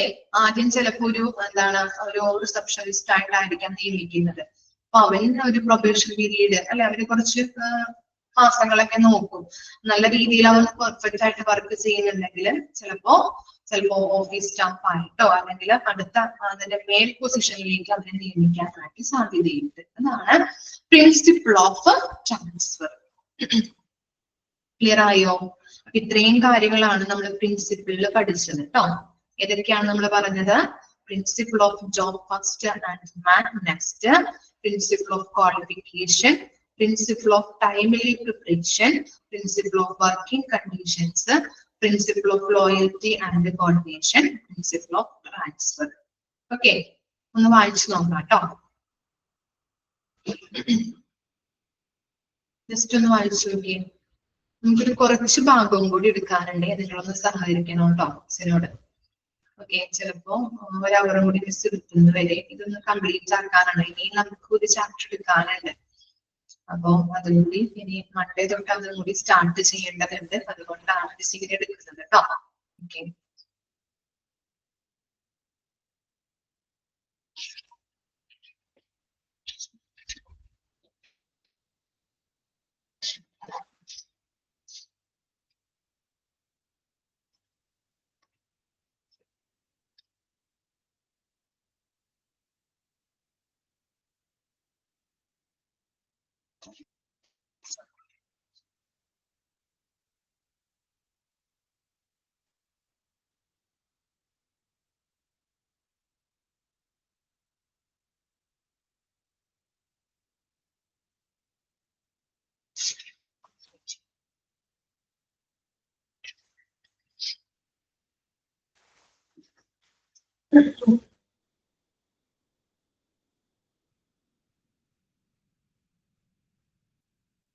വായിച്ചോ? ഓക്കെ, ക്ലിയർ ആണോ പ്രിൻസിപ്പിള്?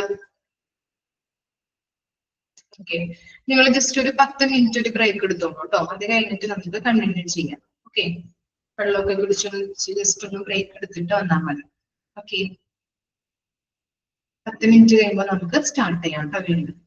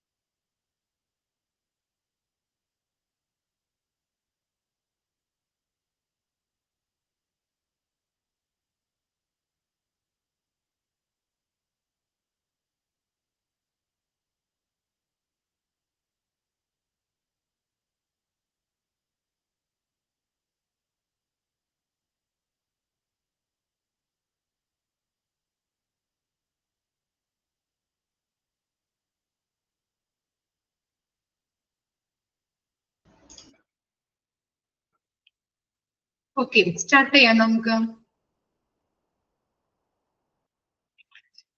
എടുത്തു കഴിഞ്ഞു എല്ലാവരും? ഓക്കെ, ഒന്നുമല്ലേ.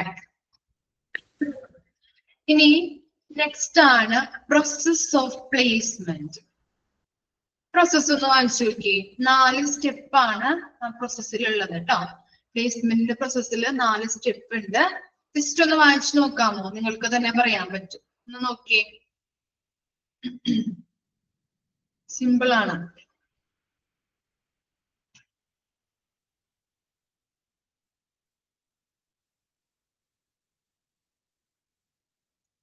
വായിച്ചു കഴിഞ്ഞിട്ടുണ്ടെങ്കിൽ കമന്റ് ഇടാം കേട്ടോ.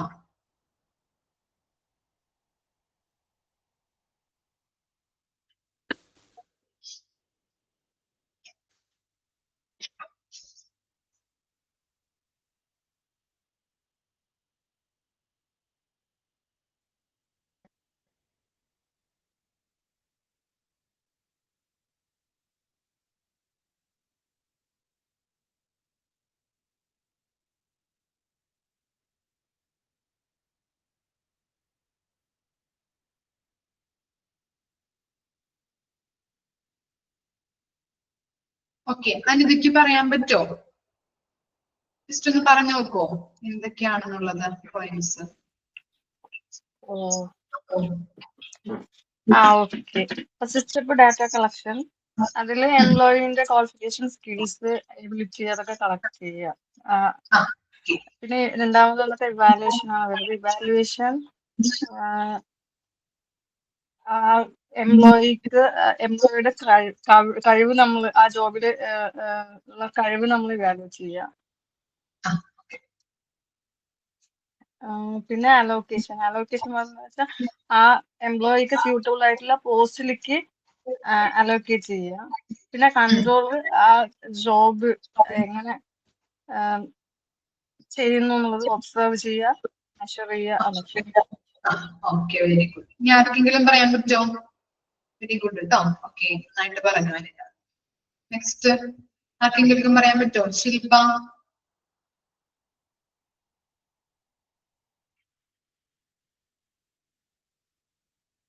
ഇല്ല. ഓക്കെ, ആരും ഇല്ല. ഓക്കെ, നമുക്ക് നോക്കാം കേട്ടോ.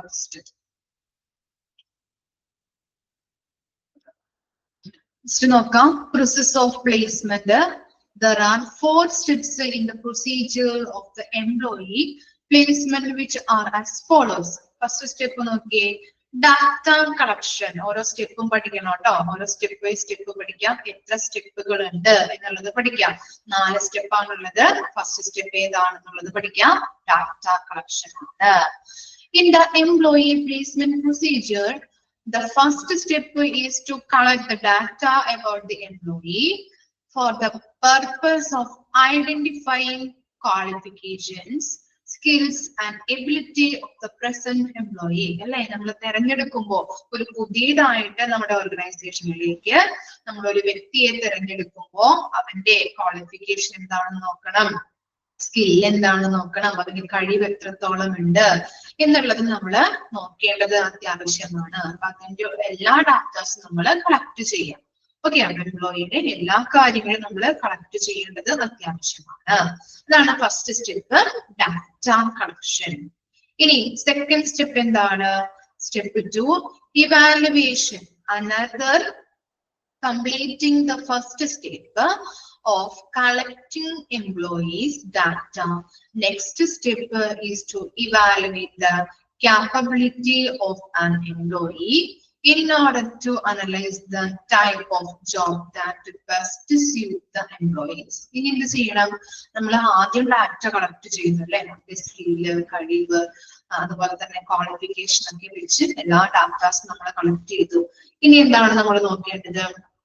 അവന്റെ ഇവാലുവേഷൻ അല്ലെ, വിലയിരുത്തണം അല്ലെ. എല്ലാ കാര്യങ്ങളും നമ്മൾ കളക്ട് ചെയ്തതിനു ശേഷം എന്താണ്, കാൻഡിഡേറ്റിന് ഏറ്റവും അനുയോജ്യമായിട്ടുള്ള ജോബ് തരം ഇവാലുവേറ്റ് ചെയ്യണം. അതാണ് കേട്ടോ. കാൻഡിഡേറ്റിന് ഏത് ആ കഴിവ്, സ്കില്ലൊക്കെ നമ്മൾ ഐഡന്റിഫൈ ചെയ്തു. ഇനി അവന് ഏത് പൊസിഷനിലേക്കാണ് അവൻ യോജിച്ചത്, ജോബിന്റെ തരം, ജോബിന്റെ ടൈപ്പ് നമ്മൾ ഇവാലുവേറ്റ് ചെയ്യേണ്ടത് അത്യാവശ്യമാണ്. ഓക്കെ, ഏത് ടൈപ്പ് ഇപ്പോ എന്താണ് നല്ല രീതിയിൽ നോളജ് അല്ലെങ്കിൽ എന്താണ് കാൽക്കുലേഷൻ ഒക്കെ ചെയ്യാൻ കഴിവുള്ള വ്യക്തികളാണെങ്കിൽ നമ്മൾ അക്കൗണ്ട്സിലോട്ട് ഇടും അല്ലെ. ഓക്കെ, അപ്പൊ അക്കൗണ്ടന്റ് ഇതിലോട്ട് ഇടും. അപ്പൊ ആ പൊസിഷനിലോട്ട് ഇടുമ്പോൾ അവനത് ചെയ്യാനായിട്ട് പറ്റില്ലേ, അവന് അങ്ങനെയുള്ള കഴിവുകൾ ഉണ്ട്. അപ്പൊ അങ്ങനെയുള്ള ജോബിന്റെ തരം നമ്മൾ ടൈപ്പ് ഓഫ് ജോബ് അനലൈസ് ചെയ്യാം, ഇവാലുവേറ്റ് ചെയ്തു. ഇനി നെക്സ്റ്റ് എന്താണ്, allocating and placing. Allocating or placing. In this step, the company place the employee on the job which is best suitable for him. ഇനി എന്താണ് അയാള് ആ ജോബില് ഏറ്റവും സ്യൂട്ടബിൾ ആണോ എന്നുള്ളത് നോക്കാം. ഓക്കെ, ജോബ് അദ്ദേഹത്തിന് കൊടുത്ത ജോബ് ഏറ്റവും ബെസ്റ്റ് ആയിട്ട് സ്യൂട്ടബിൾ ആണോ എന്നുള്ളത് അതാണ് allocation or placing. In the step of the company place the employee on the job which is best suited for him. നമ്മൾ കൊടുത്ത ജോബ് വ്യക്തിക്ക് യോജിച്ചതാണോ, ബെസ്റ്റ് സ്യൂട്ടബിൾ ആണോ എന്നുള്ളത് നമ്മൾ നോക്കുന്നു. ഇനി നെക്സ്റ്റ് സ്റ്റെപ്പ് ആണ് കൺട്രോൾ, ലാസ്റ്റ് സ്റ്റെപ്പ്. അപ്പൊ ഫസ്റ്റ് സ്റ്റെപ്പ് എന്താണെന്ന് ചോദിക്കാം, അതുപോലെ തേർഡ് സ്റ്റെപ്പ് എന്താണെന്ന് ചോദിക്കാം. 4 സ്റ്റെപ്പും ഓർത്ത് വെക്കാം കേട്ടോ. ചിലപ്പോ ചോദിക്കാം എത്ര സ്റ്റെപ്പ് ഉണ്ട്, അല്ലെങ്കിൽ രണ്ടാമത്തെ സ്റ്റെപ്പ് ഏതാണ്, അല്ലെങ്കിൽ ഫസ്റ്റ് സ്റ്റെപ്പ് ഏതാണ്, ഓക്കെ ഏറ്റവും ലാസ്റ്റ് സ്റ്റെപ്പ് ഏതാണ്, ഓർഡറിൽ പഠിച്ചു വെക്കണം. അപ്പൊ ലാസ്റ്റ് സ്റ്റെപ്പ് ആണ് control. The final step in this procedure is control. അല്ലെ, ലാസ്റ്റ് സ്റ്റെപ്പ് ആണ് കൺട്രോൾ എന്ന് പറയുന്നത്.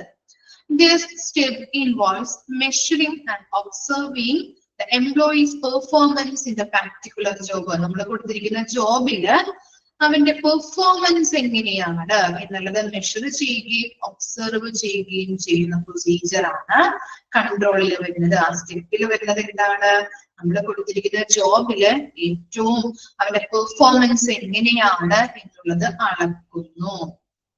ഓക്കെ, 4 സ്റ്റെപ്പാണുള്ളത് ഈ പ്ലേസ്മെന്റ് പ്രോസസ്സിൽ. പ്രോസസ് ഓഫ് പ്ലേസ്മെന്റിലെ 4 സ്റ്റെപ്പാണുള്ളത്. ഓക്കെ, ഫസ്റ്റ് സ്റ്റെപ്പിൽ പറഞ്ഞത് ഡാറ്റ കളക്ഷൻ. ഡാറ്റ കളക്ഷൻ എന്ന് പറയുന്നത് എന്താണ്, എംപ്ലോയിയുടെ ക്വാളിഫിക്കേഷൻ, സ്കില്ല്, കപ്പാസിറ്റി അല്ലെ, കാപ്പബിലിറ്റി അല്ലെങ്കിൽ എബിലിറ്റി, അവന്റെ കഴിവ് ഏബിൾ ആണോ ഇല്ലയോ എന്നുള്ളത് നമ്മള് നോക്കേണ്ടത് അത്യാവശ്യമാണ്. അപ്പൊ അതിനെ സംബന്ധിച്ചുള്ള എല്ലാ ഡാറ്റകളും നമ്മൾ കളക്ട് ചെയ്യണം. ഇനി എന്താണ് ഇവാലുവേഷൻ അല്ലെ, evaluation. First step data collection കഴിഞ്ഞാൽ നെക്സ്റ്റ് സ്റ്റെപ്പ് ആണ് ഇവാലുവേഷൻ എന്ന് പറയുന്നത്.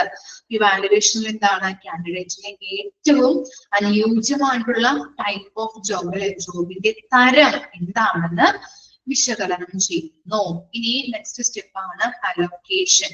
അലോക്കേഷൻ എന്ന് പറയുമ്പോൾ ഏറ്റവും ബെസ്റ്റ് സ്യൂട്ടബിൾ ആയിട്ടുള്ള ജോബ് ആണോ എന്നുള്ളത് നോക്കുന്നു. ഇനി എന്താണ് കൺട്രോളിങ്. കൺട്രോളിങ് എന്ന് പറഞ്ഞു കഴിഞ്ഞിട്ടുണ്ടെങ്കിൽ ലാസ്റ്റ് സ്റ്റെപ്പ് ആണ്. അപ്പോ കൺട്രോളിങ്ങിൽ വരുന്നത് എന്താണ്, നമ്മൾ കൊടുത്ത പാർട്ടിക്കുലർ ജോബില് അവന്റെ പെർഫോമൻസ് എങ്ങനെയാണ്, പെർഫോമൻസ് ഒബ്സർവ് ചെയ്യുകയും മെഷർ ചെയ്യുകയും ചെയ്യുന്നു. ഓക്കെ, ക്ലിയർ ആണോ process of placement?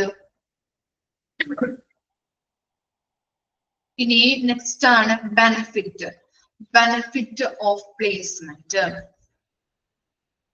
The benefits of proper placement are as follows. First step ആണ് ഇത്, ഫസ്റ്റ് ബെനിഫിറ്റ് സ്റ്റെപ്പ് അല്ല, ഫസ്റ്റ് ബെനിഫിറ്റ് ആണ് റൈസസ് എംപ്ലോയി മൊറേൽ. എന്താണ് മൊറേൽ എന്ന് പറഞ്ഞാല്, മനോവീര്യം അല്ലെ. ഓക്കെ, വെരി ഗുഡ്, മനോവീര്യം. അപ്പൊ എങ്ങനെയാണ് എംപ്ലോയിയുടെ മനോവീര്യം എന്താണ് റൈസ് ചെയ്യിപ്പിക്കാൻ പറ്റുന്നത് എങ്ങനെയാണെന്ന് നോക്കാം. Correct placement helps the employee adapt more easily to the job and helps him to give a standard performance. This helps to raise the morale of the employee. എന്താണ് പറയുന്നത്, correct placement helps the employee adapt the more easily to the job അല്ലെ.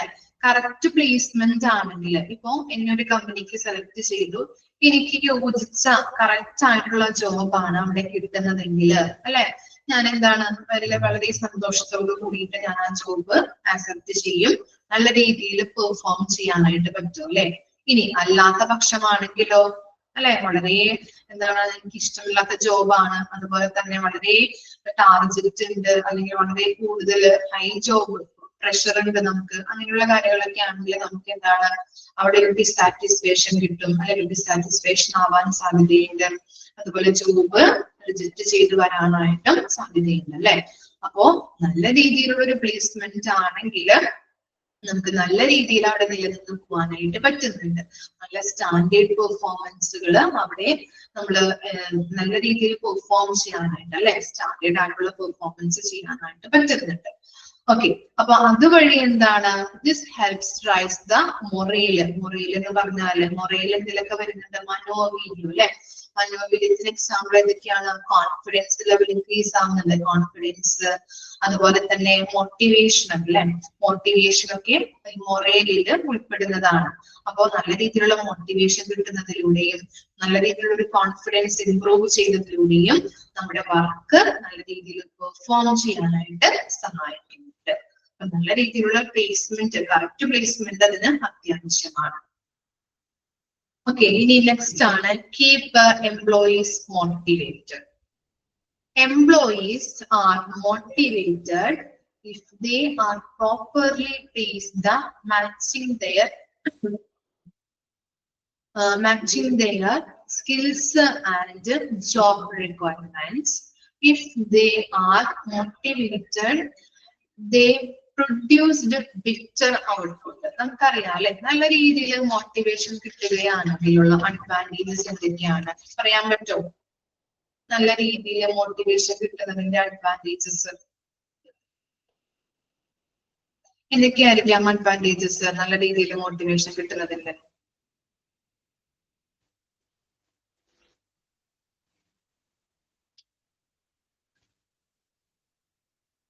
എന്തൊക്കെയായിരിക്കാം?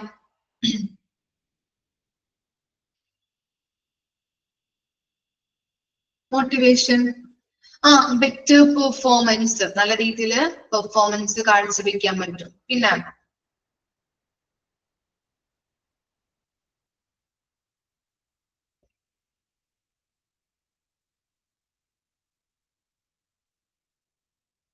എന്തെങ്കിലും ഉണ്ടോ, എന്തെങ്കിലും point?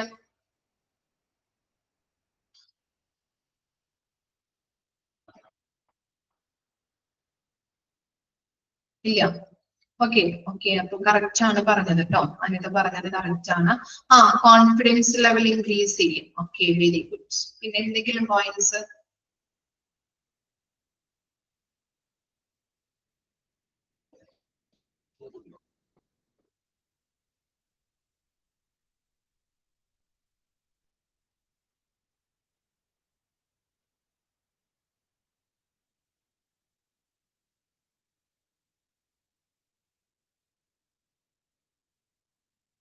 ഇല്ല. Okay, അപ്പൊ നല്ല രണ്ട് കറക്റ്റ് പോയിന്റ്സ് ആണ് പറഞ്ഞത്. കോൺഫിഡൻസ് ലെവൽ ഇൻക്രീസ് ചെയ്യും അല്ലെ. ഓക്കെ, അപ്പോ നമുക്ക് നല്ല രീതിയിൽ ഇതായിട്ട് ജോയിൻ ചെയ്ത എംപ്ലോയീസിന് എന്താണ് ഇങ്ങനെ മോട്ടിവേഷൻ കൊടുക്കുന്നതിലൂടെ നല്ല രീതിയിൽ പെർഫോമൻസ് ഇംപ്രൂവ് ചെയ്യാൻ പറ്റും. നല്ല രീതിയിലുള്ള ട്രെയിനിങ് അല്ലെ, ഗൈഡൻസ് അല്ലെ, അവരെ സപ്പോർട്ട് ചെയ്യാനായിട്ട് ആളുണ്ടെങ്കിൽ അവരെന്താണ് കോൺഫിഡൻസ് ലെവൽ ഇൻക്രീസ് ചെയ്യും.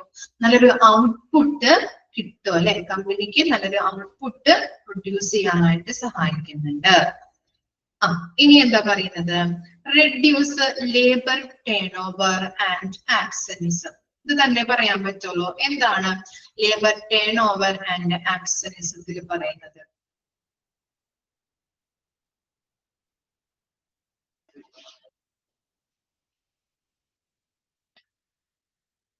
നോക്കി എന്താണ് reduce labour turnover and ആബ്സെന്റിസം.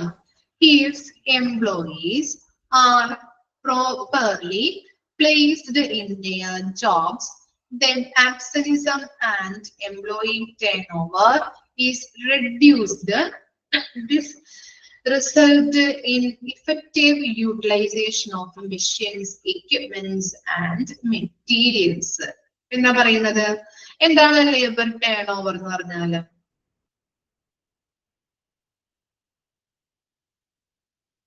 എന്താണ് ലേബർ ടേൺ ഓവർ എന്ന് പറഞ്ഞാല്?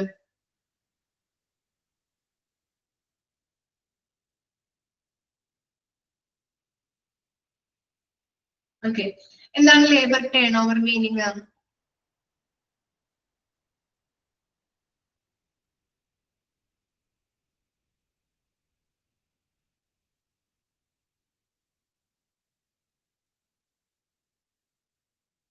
ഓക്കെ, ലേബർ ടേൺ ഓവർ എന്ന് പറഞ്ഞു കഴിഞ്ഞിട്ടുണ്ടെങ്കിൽ കൊഴിഞ്ഞു പോക്ക് കേട്ടോ. കൊഴിഞ്ഞു പോക്ക് കുറയ്ക്കാൻ പറ്റും, അതുപോലെ തന്നെ ആബ്സെന്റിസം കുറയ്ക്കാനായിട്ട് പറ്റും അല്ലെ.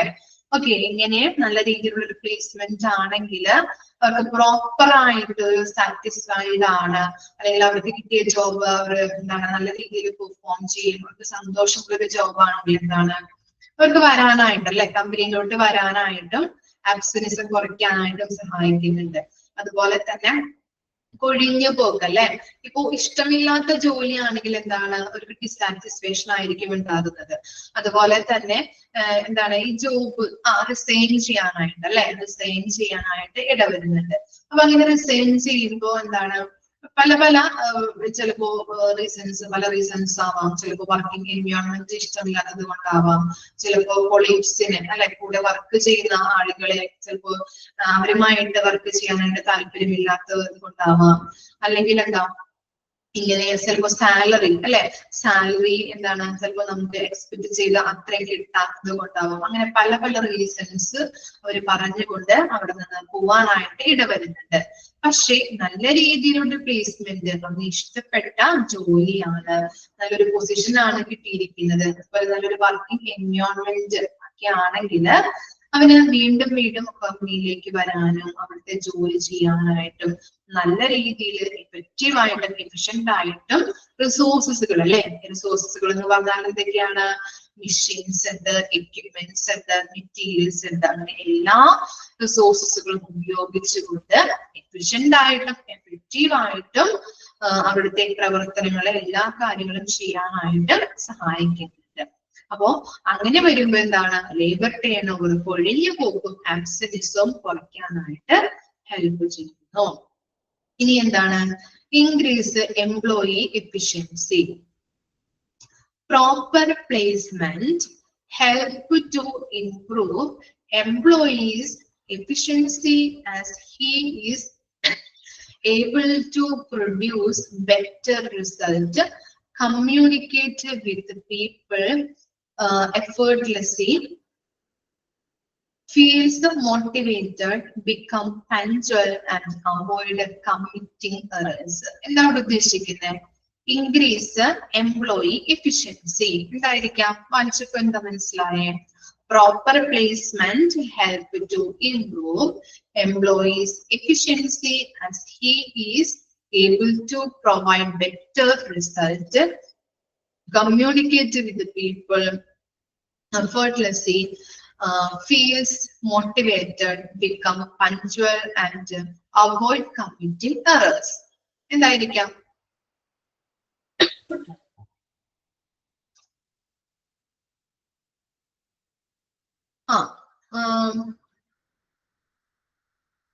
വർക്കുകളൊക്കെ കാര്യക്ഷമതയോടെ ചെയ്യും അല്ലെ? ഓക്കെ, പിന്നെ എന്തെങ്കിലും പോയിന്റ് മനസ്സിലായോ? ബെറ്റർ റിസൾട്ട് കിട്ടും. പിന്നെ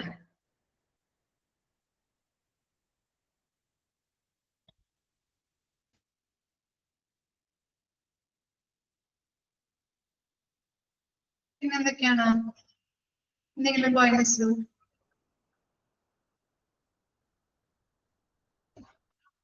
എന്തെങ്കിലും പോയിന്റ്സ് ഐഡന്റിഫൈ ചെയ്യാൻ പറ്റുന്നുണ്ടോ?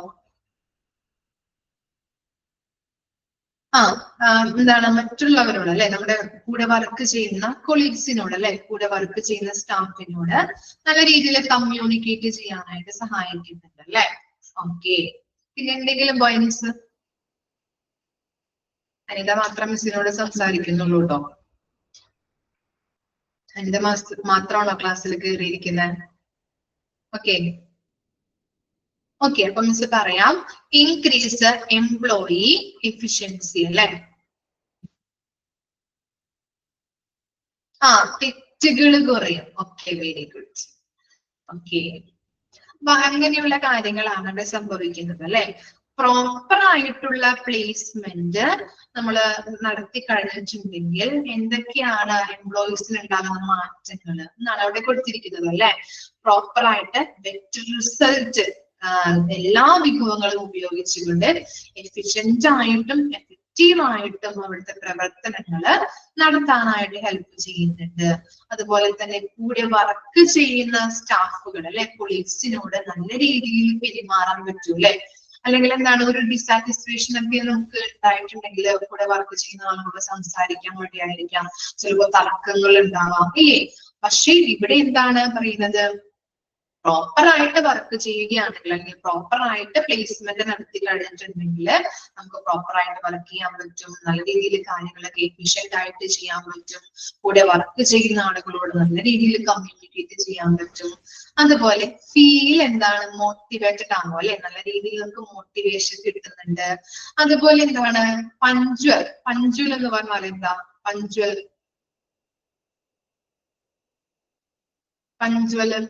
എന്താ മീനിങ് വരാ പഞ്ച്വൽ? കൃത്യമായിട്ട് ഓഫീസിൽ എത്താൻ നോക്കും ഇല്ലേ.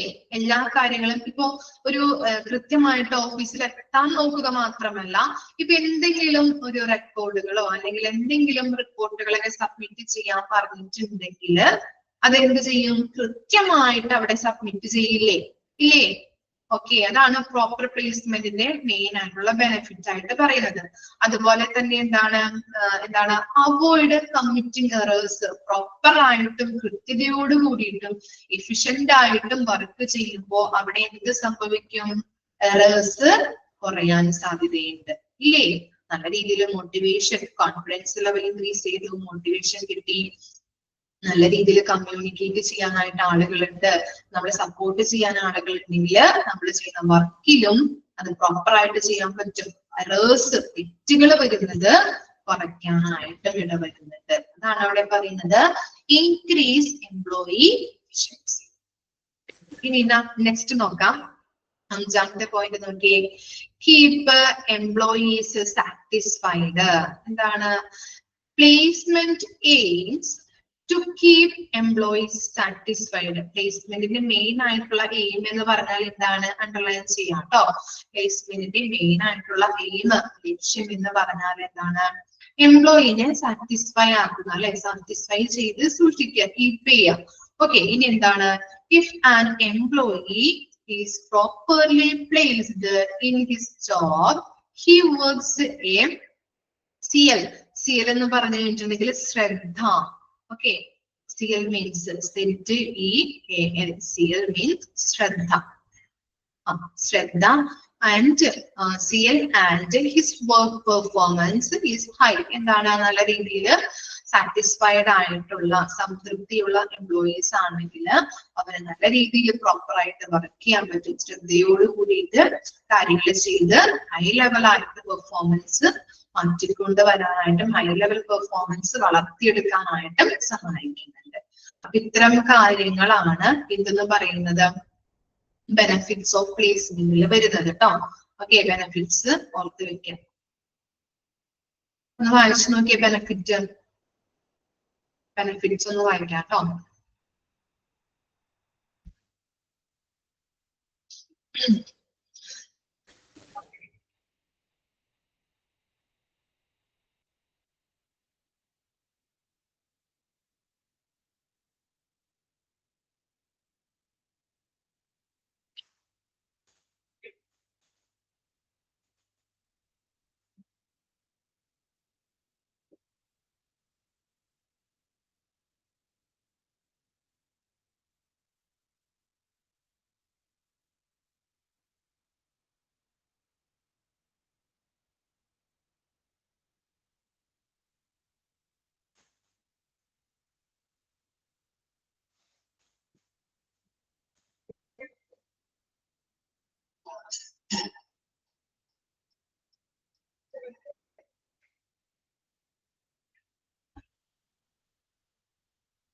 ക്ലിയർ ആയോ ബെനിഫിറ്റ്? ഓക്കെ, നെക്സ്റ്റ് ആണ് പ്രോബ്ലംസ് ഇൻ പ്ലേസ്മെന്റ്. ഇനി നമ്മൾ ബെനിഫിറ്റ് പഠിച്ചു, അതുപോലെ പ്രോസസ്സുകൾ അല്ലെ, ഡിഫറെന്റ് ടൈപ്സ് ഓഫ് സ്റ്റെപ്പുകൾ പഠിച്ചു. ഇനി എന്താണ് പ്രോബ്ലംസ് ഉണ്ട് പ്ലേസ്മെന്റിന് അല്ലെ, ദോഷങ്ങൾ എന്തൊക്കെയാണെന്ന് നോക്കാം. Placement is not an easy work അല്ലെ. ഒരാളെ തിരഞ്ഞെടുക്കുന്നത് എന്താണ്, നമുക്ക് ഓടിപ്പോയിട്ട് തിരഞ്ഞെടുക്കാൻ പറ്റുമോ? ഇല്ല, അതൊരു ഈസി വർക്ക് അല്ലല്ലേ, അതിന് ഇത്തിരി എന്തുണ്ട്, ബുദ്ധിമുട്ടുകൾ ഉണ്ടല്ലേ. Okay, it need to match employee skills with job requirements. അപ്പോ എന്താണ്, ആ ജോബിന്റെ ആവശ്യങ്ങൾക്കനുസരിച്ച് നമ്മൾ എംപ്ലോയീസിനെ തിരഞ്ഞെടുക്കേണ്ടത് അത്യാവശ്യമാണ്. Though the HR manager tried to make it justifiable and effective, still few problems arise. Some of the problems are as follows. അപ്പൊ എന്താ പറയുന്നത്, HR മാനേജേഴ്സ് ഇത് ന്യായീകരിക്കുന്നതും ഫലപ്രദമാക്കാനായിട്ട് ശ്രദ്ധിക്കുന്നുണ്ടെങ്കിലും, കറക്റ്റ് ആയിട്ട് പ്രോപ്പർ ആയിട്ട് പ്ലേസ്മെന്റ് നടത്താനായിട്ട് ശ്രദ്ധിക്കുന്നുണ്ടെങ്കിലും, ആരാണ് HR മാനേജേഴ്സ്, അവര് ശ്രദ്ധിക്കുന്നുണ്ടെങ്കിലും പക്ഷേ അങ്ങനെയുള്ള ആളുകളെ പ്ലേസ്മെന്റ് തിരഞ്ഞെടുക്കുമ്പോൾ ഇത്തിരി പ്രോബ്ലംസ് അല്ലെങ്കിൽ ഇത്തിരി ബുദ്ധിമുട്ടുകൾ അനുഭവപ്പെടുന്നുണ്ട്. ഏതൊക്കെയാണ് അപ്പൊ പ്ലേസ്മെന്റിൽ വരുന്ന പ്രോബ്ലംസ് എന്നാണ് താഴെ കൊടുത്തിരിക്കുന്നത്. ഒരു 6 പ്രോബ്ലംസ് ആണ് പറയുന്നത്. ഫസ്റ്റ് വൺ ആണ് എംപ്ലോയി എക്സ്പെക്ടേഷൻസ്, രണ്ടാമത് പറയുന്നത് managers expectations, third one changes in technology, fourth one changes in organizational structure, and fifth one social and psychological factors. Last one ആണ് nature of job. Okay, first one നോക്കാം, employee expectations. The main problem of placement is employee expectations. Employees generally expect his high salary, difficult task, and autonomy. And if their job does not fulfill their expectations, they feel that they are in a job which is not appropriate for them. അപ്പൊ എന്താണ് employee expectations എന്ന് പറഞ്ഞാല്? എന്താണ് expectations? Expectation എന്ന് പറഞ്ഞാൽ എന്തായിരിക്കും? എന്താണ്? പ്രതീക്ഷകളല്ലേ? Employees പ്രതീക്ഷിക്കുന്നുണ്ട് അല്ലെ, നമ്മളൊരു ജോബിലേക്ക് അല്ലെങ്കിൽ ഒരു എന്താണ് ഒരു ഓർഗനൈസേഷനിലേക്ക് ഒരാളെ ഇന്ന പൊസിഷനിലേക്ക് നമ്മൾ നിയമിക്കുമ്പോൾ ആ ജീവനക്കാരൻ അല്ലെങ്കിൽ ആ കാൻഡിഡേറ്റിനെ കുറിച്ച് എക്സ്പെക്ടേഷൻസ് ഒക്കെ ഉണ്ടാവും ഇല്ലേ? എന്തായിരിക്കാം അദ്ദേഹത്തിന്റെ മെയിൻ ആയിട്ടുള്ള എക്സ്പെക്ടേഷൻ പറയാൻ പറ്റുമോ? എന്തായിരിക്കാം ഒരു ജീവനക്കാരന്റെ? സാലറി ആണല്ലേ, നമുക്ക് ചിന്തിക്കാണ്ട് തന്നെ പറയാൻ പറ്റും, സാലറി ആണല്ലേ.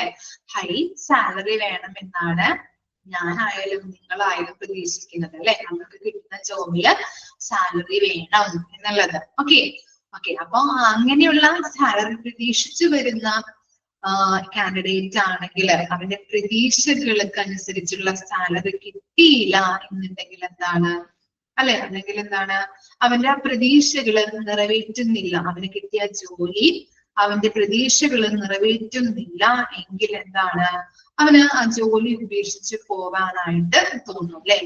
ലോ സാലറി ആണ് അല്ലെ, ആ ജോലി പോയിട്ട് കാര്യമില്ല, ലോ സാലറി കിട്ടുന്നത് കൊണ്ട് നമുക്ക് കാര്യമില്ല, നമ്മുടെ കാര്യങ്ങളൊന്നും നടക്കുന്നില്ല എന്ന് വിചാരിച്ചുകൊണ്ട് എന്ത് ചെയ്യുന്നുണ്ട്, അവിടെ നിന്ന് പോവാനായിട്ട് സാധ്യതയുണ്ട്. നല്ല ഹൈ സാലറി കിട്ടുന്ന ഓർഗനൈസേഷനിലേക്ക് പോവാനായിട്ട് ഇടവരുന്നുണ്ട്. ഓക്കെ, അതാണ് എംപ്ലോയി എക്സ്പെക്ടേഷൻ കൊണ്ട് അർത്ഥമാക്കുന്നത്. ഇനി എന്താണ് മാനേജേഴ്സ് എക്സ്പെക്ടേഷൻസ്? രണ്ടാമത് പറയുന്നതാണ് managers expectations. HR managers sometimes expect more than the employees' capabilities or skills. He finds that there is a mismatch between the employee and his work. ഇവിടെ പറയുന്നത് എന്താണ്, മാനേജേഴ്സിന്റെ പ്രതീക്ഷകൾ അല്ലെ. നമ്മളൊരു റിക്രൂട്ട്മെന്റ് ഫസ്റ്റ് ഭാഗങ്ങളിൽ പഠിച്ചിട്ടുണ്ടായിരുന്നു, എറേഴ്സിന്റെ കാര്യങ്ങൾ പഠിച്ചിട്ടുണ്ടായിരുന്നില്ലേ?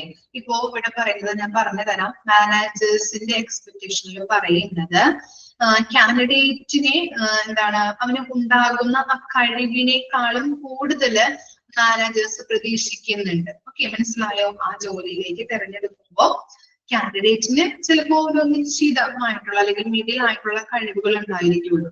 പക്ഷെ മാനേജേഴ്സ് അതിൽ കൂടുതൽ പ്രതീക്ഷിക്കുന്നു. ഇനി വർക്ക് ചെയ്ത് വരുമ്പോഴാണ് എന്ത് ഇങ്ങനെയുള്ള കഴിവുകൾ കുറവാണ് എന്ന് മാനേജേഴ്സ് അറിയുന്നത്.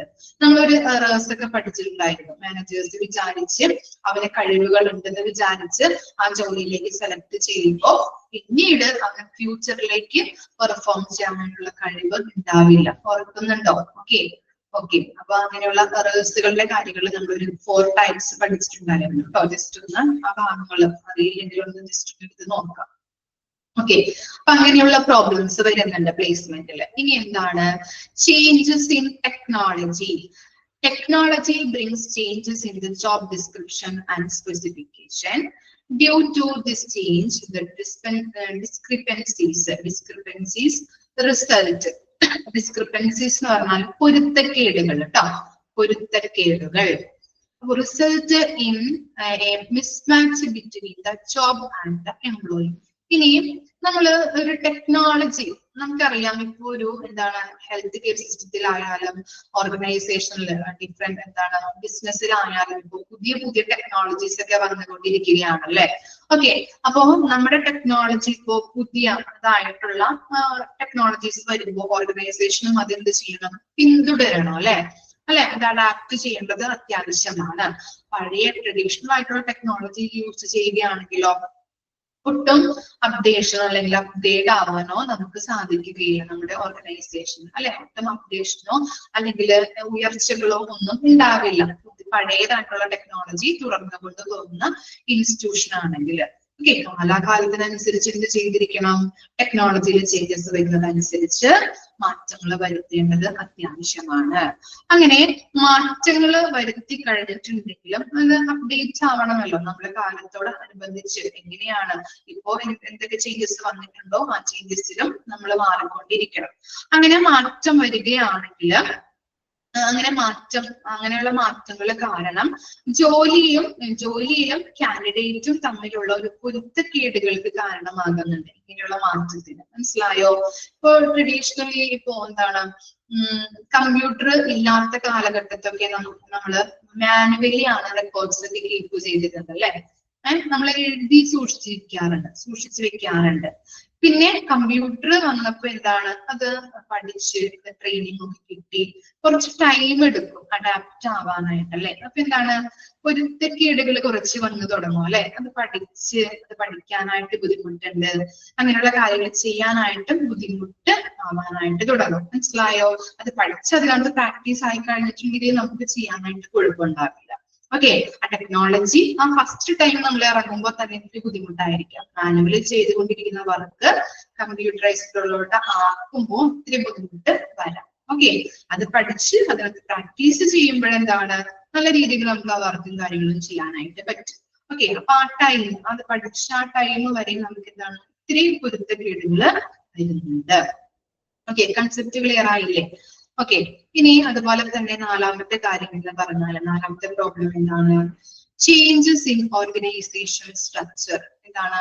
Organisation structure and job are influenced by business grand strategies such as downsizing, mergers, acquisition, delayering, etc. This change results in mismatch between the employee and his job. Okay, അപ്പോ ഇവിടെ പറയുന്നത് ഓർഗനൈസേഷൻ ഗ്രാൻഡ് സ്ട്രാറ്റജീസ് തന്ത്രങ്ങൾ ഏതൊക്കെയാണ് വരുന്നത്? ഡീസൈസിങ്, മർജിങ്, അതുപോലെ acquisition, ഡീലയറിംഗ്. ഡീസൈസിങ് എന്ന് പറഞ്ഞാൽ എന്താണ്? എംപ്ലോയീസിനെ കുറയ്ക്കുക, റെഡ്യൂസിങ് എംപ്ലോയീസ്. ഓക്കെ, ഡീസൈസിങ് മീൻസ് എംപ്ലോയീസിനെ കുറയ്ക്കുക, റെഡ്യൂസിങ് സ്റ്റാഫ്. അതുപോലെ മർജേഴ്സ് എന്ന് പറഞ്ഞിട്ടുണ്ടെങ്കിൽ എന്താണ്? Combining with the another company. ഒരു കമ്പനി മറ്റൊരു കമ്പനിയുമായിട്ട് കൂടിച്ചേരും. അറിയാലോ. അക്വിസിഷൻ എന്ന് പറഞ്ഞാല് ബൈയിങ് അനദർ കമ്പനി, മറ്റൊരു കമ്പനിയെ വാങ്ങിക്കുന്നത്. അക്വിസിഷൻ കൈവശപ്പെടുത്തൽ. ഇനി ഡീലയറിംഗ് എന്ന് പറഞ്ഞിട്ടുണ്ടെങ്കിൽ means reducing the number of management layers or levels in an organization's hierarchy, often to streamline operations cost. ഇവിടെ ഉദ്ദേശിക്കുന്നത് ഡീലയറിംഗ് എന്ന് പറഞ്ഞു ലെയറിംഗ് എന്ന് പറഞ്ഞു കഴിഞ്ഞിട്ടുണ്ടെങ്കിൽ എന്താണ് ലേബർ കോസ്റ്റ് കുറയ്ക്കുന്നു. സ്റ്റാഫിന്റെ ആ ലെവൽ കുറച്ചതിന് ശേഷം സ്റ്റാഫിന്റെ ലെവൽ കുറയ്ക്കുന്നതാണ് ഉദ്ദേശിക്കുന്നത്. ഇതിനു വേണ്ടിയിട്ടാണ് സ്റ്റാഫിന്റെ ലെവൽ കുറയ്ക്കുന്നത്, ലേബർ കോസ്റ്റ് കുറയ്ക്കാൻ വേണ്ടിയിട്ട്. മനസ്സിലായോ? ലേബർ കോസ്റ്റ് കുറയ്ക്കുന്ന ഒരു തന്ത്രമാണ് ഡീലയറിംഗ് എന്ന് പറഞ്ഞാൽ. ഓക്കെ, അപ്പൊ അങ്ങനെയുള്ള തന്ത്രങ്ങള് എന്ത് ചെയ്യുന്നുണ്ട്, കമ്പനീസ് എടുക്കുന്നുണ്ട്. എന്താണ് ഇങ്ങനെയുള്ള ഈ മാറ്റങ്ങൾ വരുമ്പോൾ എന്താണ്, കമ്പനിയും അതുപോലെ തന്നെ കാൻഡിഡേറ്റിന്റെ ജോലിയും കാൻഡിഡേറ്റും തമ്മിൽ ഒരു പൊരുത്തക്കേടുകള് വരുന്നുണ്ട്. ഓക്കെ, ഇങ്ങനെയുള്ള ഈ തന്ത്രങ്ങൾ ഓർഗനൈസേഷൻസ് എടുക്കുമ്പോ എങ്ങനെയുള്ള തന്ത്രങ്ങളാണ്, ഡി സൈസിങ്, മാർജിങ്, അതുപോലെ അക്വിസിഷൻ, ഡീലയറിംഗ് ഇങ്ങനെയുള്ള തന്ത്രങ്ങള് ഓർഗനൈസേഷൻസ് എടുക്കുമ്പോ കമ്പനീസ് എന്താണ് അവരുടെ കാൻഡിഡേറ്റിന്റെ ജോബും തമ്മില് കുറച്ച് പൊരുത്തക്കേടുകൾ ഉണ്ടാകുന്നുണ്ട്. ഇനി എന്താണ്, സോഷ്യൽ ആൻഡ് സൈക്കോളജിക്കൽ ഫാക്ടേഴ്സ്.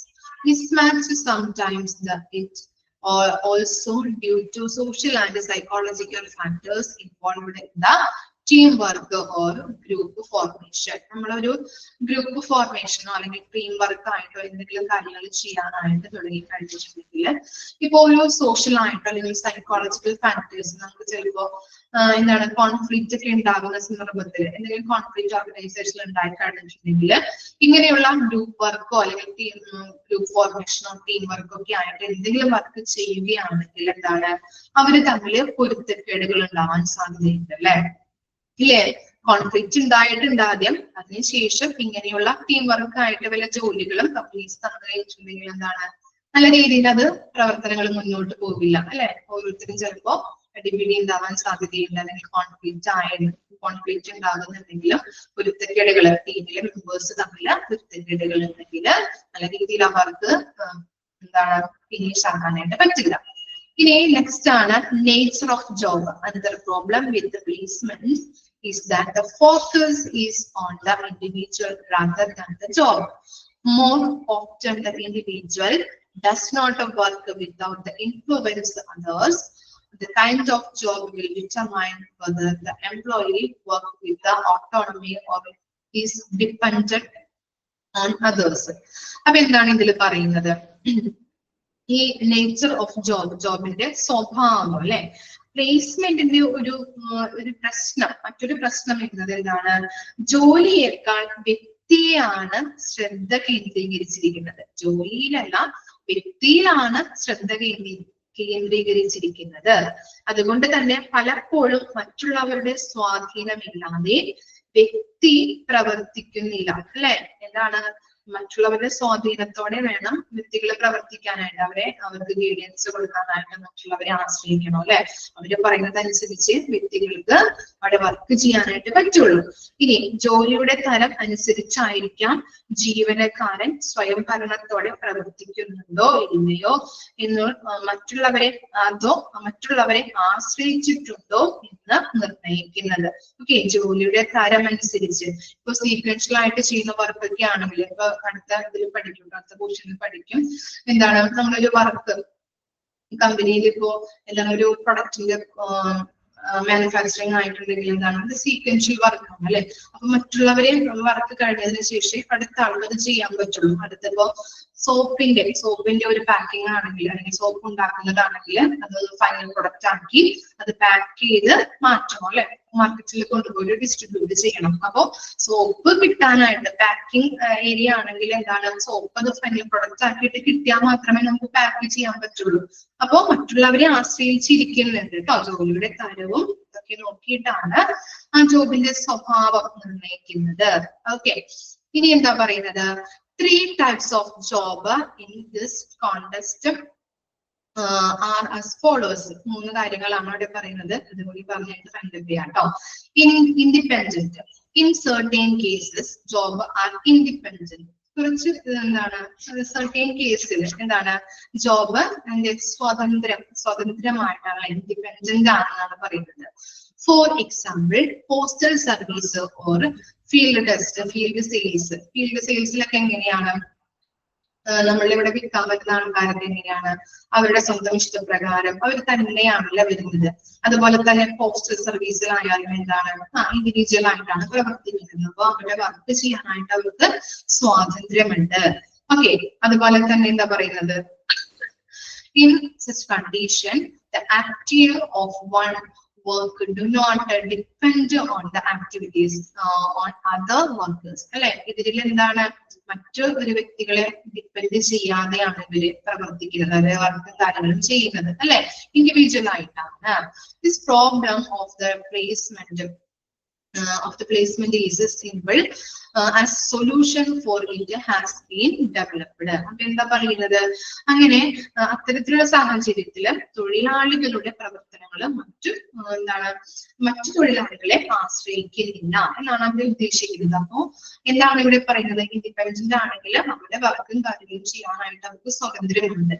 മറ്റുള്ളവരെ ആശ്രയിക്കേണ്ട ആവശ്യം വരുന്നില്ല, ഡിപെൻഡന്റ് അല്ല. ഓക്കെ, അതാണ് ഇൻഡിപെൻഡന്റിൽ പറയുന്നത്. ഈ സ്വീക്വൻഷ്യൽ ആവുമ്പോഴോ in this case the worker depend on the other worker to this job. Assembly line are the best example of sequential job. അപ്പോ ഈ സീക്വൻഷ്യൽ ജോബ് ആണെന്ന് പറയുമ്പോൾ മറ്റുള്ളവരെ നമ്മൾ ഡിപ്പെൻഡ് ചെയ്യേണ്ടത് അത്യാവശ്യമാണ്. ഇപ്പൊ ഞാൻ പറഞ്ഞില്ലേ, ഇപ്പോൾ സോപ്പ് കമ്പനിയിലാണെങ്കിൽ സോപ്പ് ഉണ്ടാക്കുമ്പോൾ അതിന്റെ അസംസ്കൃത വസ്തുക്കൾ അല്ലെ, റോ മെറ്റീരിയൽസ് കളക്ട് ചെയ്യാനായിട്ട് ഒരു ടീം വർക്ക് ഉണ്ടാവും. അതുപോലെ തന്നെ അത് മാനുഫാക്ചർ ചെയ്യാനായിട്ട്, പാക്ക് ചെയ്യാനായിട്ട്, ഫൈനൽ പ്രൊഡക്റ്റ് ആക്കിയിട്ട് ഡിസ്ട്രിബ്യൂട്ട് ചെയ്യാനായിട്ട് കുറെ അധികം സ്റ്റാഫുകൾ ഉണ്ടാവും അല്ലെ. അപ്പൊ ഓരോരുത്തരും ചെയ്യുന്ന ജോലി കംപ്ലീറ്റ് ആക്കിയിട്ട് വേണം അടുത്ത ആൾക്ക് ജോലി ചെയ്യാനായിട്ട്. ഇപ്പൊ സോപ്പ് ഉണ്ടാക്കിയിട്ട് അത് പാക്കിങ് ചെയ്യാനായിട്ട് വേറെ ലേബർമാരുണ്ടാവും. അതുപോലെ അത് ഫൈനൽ പ്രൊഡക്റ്റ് ആക്കി കൊണ്ടുപോകാനായിട്ട് വേറെ ആൾക്കാരുണ്ടാവും. അപ്പൊ എന്താണ് അതിന്റെ വർക്കും കാര്യങ്ങളും നടക്കുന്നത് എങ്ങനെയാണ്, സീക്വൻഷ്യൽ ആയിട്ടാണ് അല്ലെ. എന്താണ് ഡിപ്പെൻഡ് ചെയ്യുന്നുണ്ട്, മറ്റു വർക്കേഴ്സ് വേറൊരു വർക്കേഴ്സിനെ ഡിപ്പെൻഡ് ചെയ്താണ് നിൽക്കുന്നത്. ഓക്കെ, ഇനി എന്താണ് പൂൾഡ് നോക്കിയേ. High independence is present among the activity when the job are pooled. The end of result is the joint effort of all the workers. Teamwork matter until a lot in such job. Example of a pooled job are project teams, temporary task force and assembly teams, etc. അപ്പൊ ഇവിടെ എന്താണ് pooled work എന്ന് പറഞ്ഞാല് ഒരുമിച്ച് ഒരു ഗ്രൂപ്പായിട്ട് ചെയ്യുന്ന ജോബിനെയാണ് pooled job എന്ന് പറയുന്നത്. മനസ്സിലായോ? ഒരുമിച്ച് കൂട്ടമായിട്ട് നിന്ന് ചെയ്യുന്ന ജോലികൾ കേട്ടോ. ഓക്കെ, അപ്പൊ എന്താണ് പ്രൊജക്ട് ടീംസ് അല്ലെ. ആ പ്രൊജക്ട് ടീംസ് ഒക്കെ അറിയാലോ, നമ്മൾ സിനിമയിലൊക്കെ കണ്ടിട്ടുണ്ടാവില്ലേ. അവർ ഒരുമിച്ച് കൂട്ടായിട്ട് നിന്ന് ഓരോരുത്തർക്കും ഓരോ ജോലികൾ ഉണ്ടാവും, അത് കംപ്ലീറ്റ് ആക്കി പ്രൊജക്ട് കംപ്ലീറ്റ് ആക്കും. മനസ്സിലായോ? ഓക്കെ, അപ്പൊ അങ്ങനെയുള്ള ജോലികളെയാണ് നമ്മൾ പൂൾഡ് വർക്ക് എന്ന് പറയുന്നത്. പൂൾഡ് ജോബ്, ഒരുമിച്ച് കൂട്ടായിട്ട് നിന്ന് പ്രവർത്തിക്കുന്ന ഒരു ഗ്രൂപ്പ് ഓഫ് ടീം ഉണ്ടാവും. ഓക്കെ, ഇത്രയും കാര്യങ്ങളാണ് നമ്മൾ ഇതിൽ പഠിച്ചത്. നമ്മുടെ അങ്ങനെ recruitment and selection chapter complete ആയിട്ടുണ്ട്. ഓക്കെ, നെക്സ്റ്റ് തിങ്കളാഴ്ച തൊട്ട് നമുക്ക് നെക്സ്റ്റ് 4th ചാപ്റ്റർ സ്റ്റാർട്ട് ചെയ്യാം കേട്ടോ. ഇത്ര വരെ ഓക്കെ ആണോ? നിങ്ങൾക്ക് എന്തെങ്കിലും ഡൗട്ട് ഉണ്ടോ ഇതുവരെ എടുത്തത്? ഓക്കെ ആണല്ലേ? അപ്പൊ തിങ്കളാഴ്ച വായിച്ച് മനസ്സിലാക്കിയിട്ട് വരാം കേട്ടോ. Okay, thank you.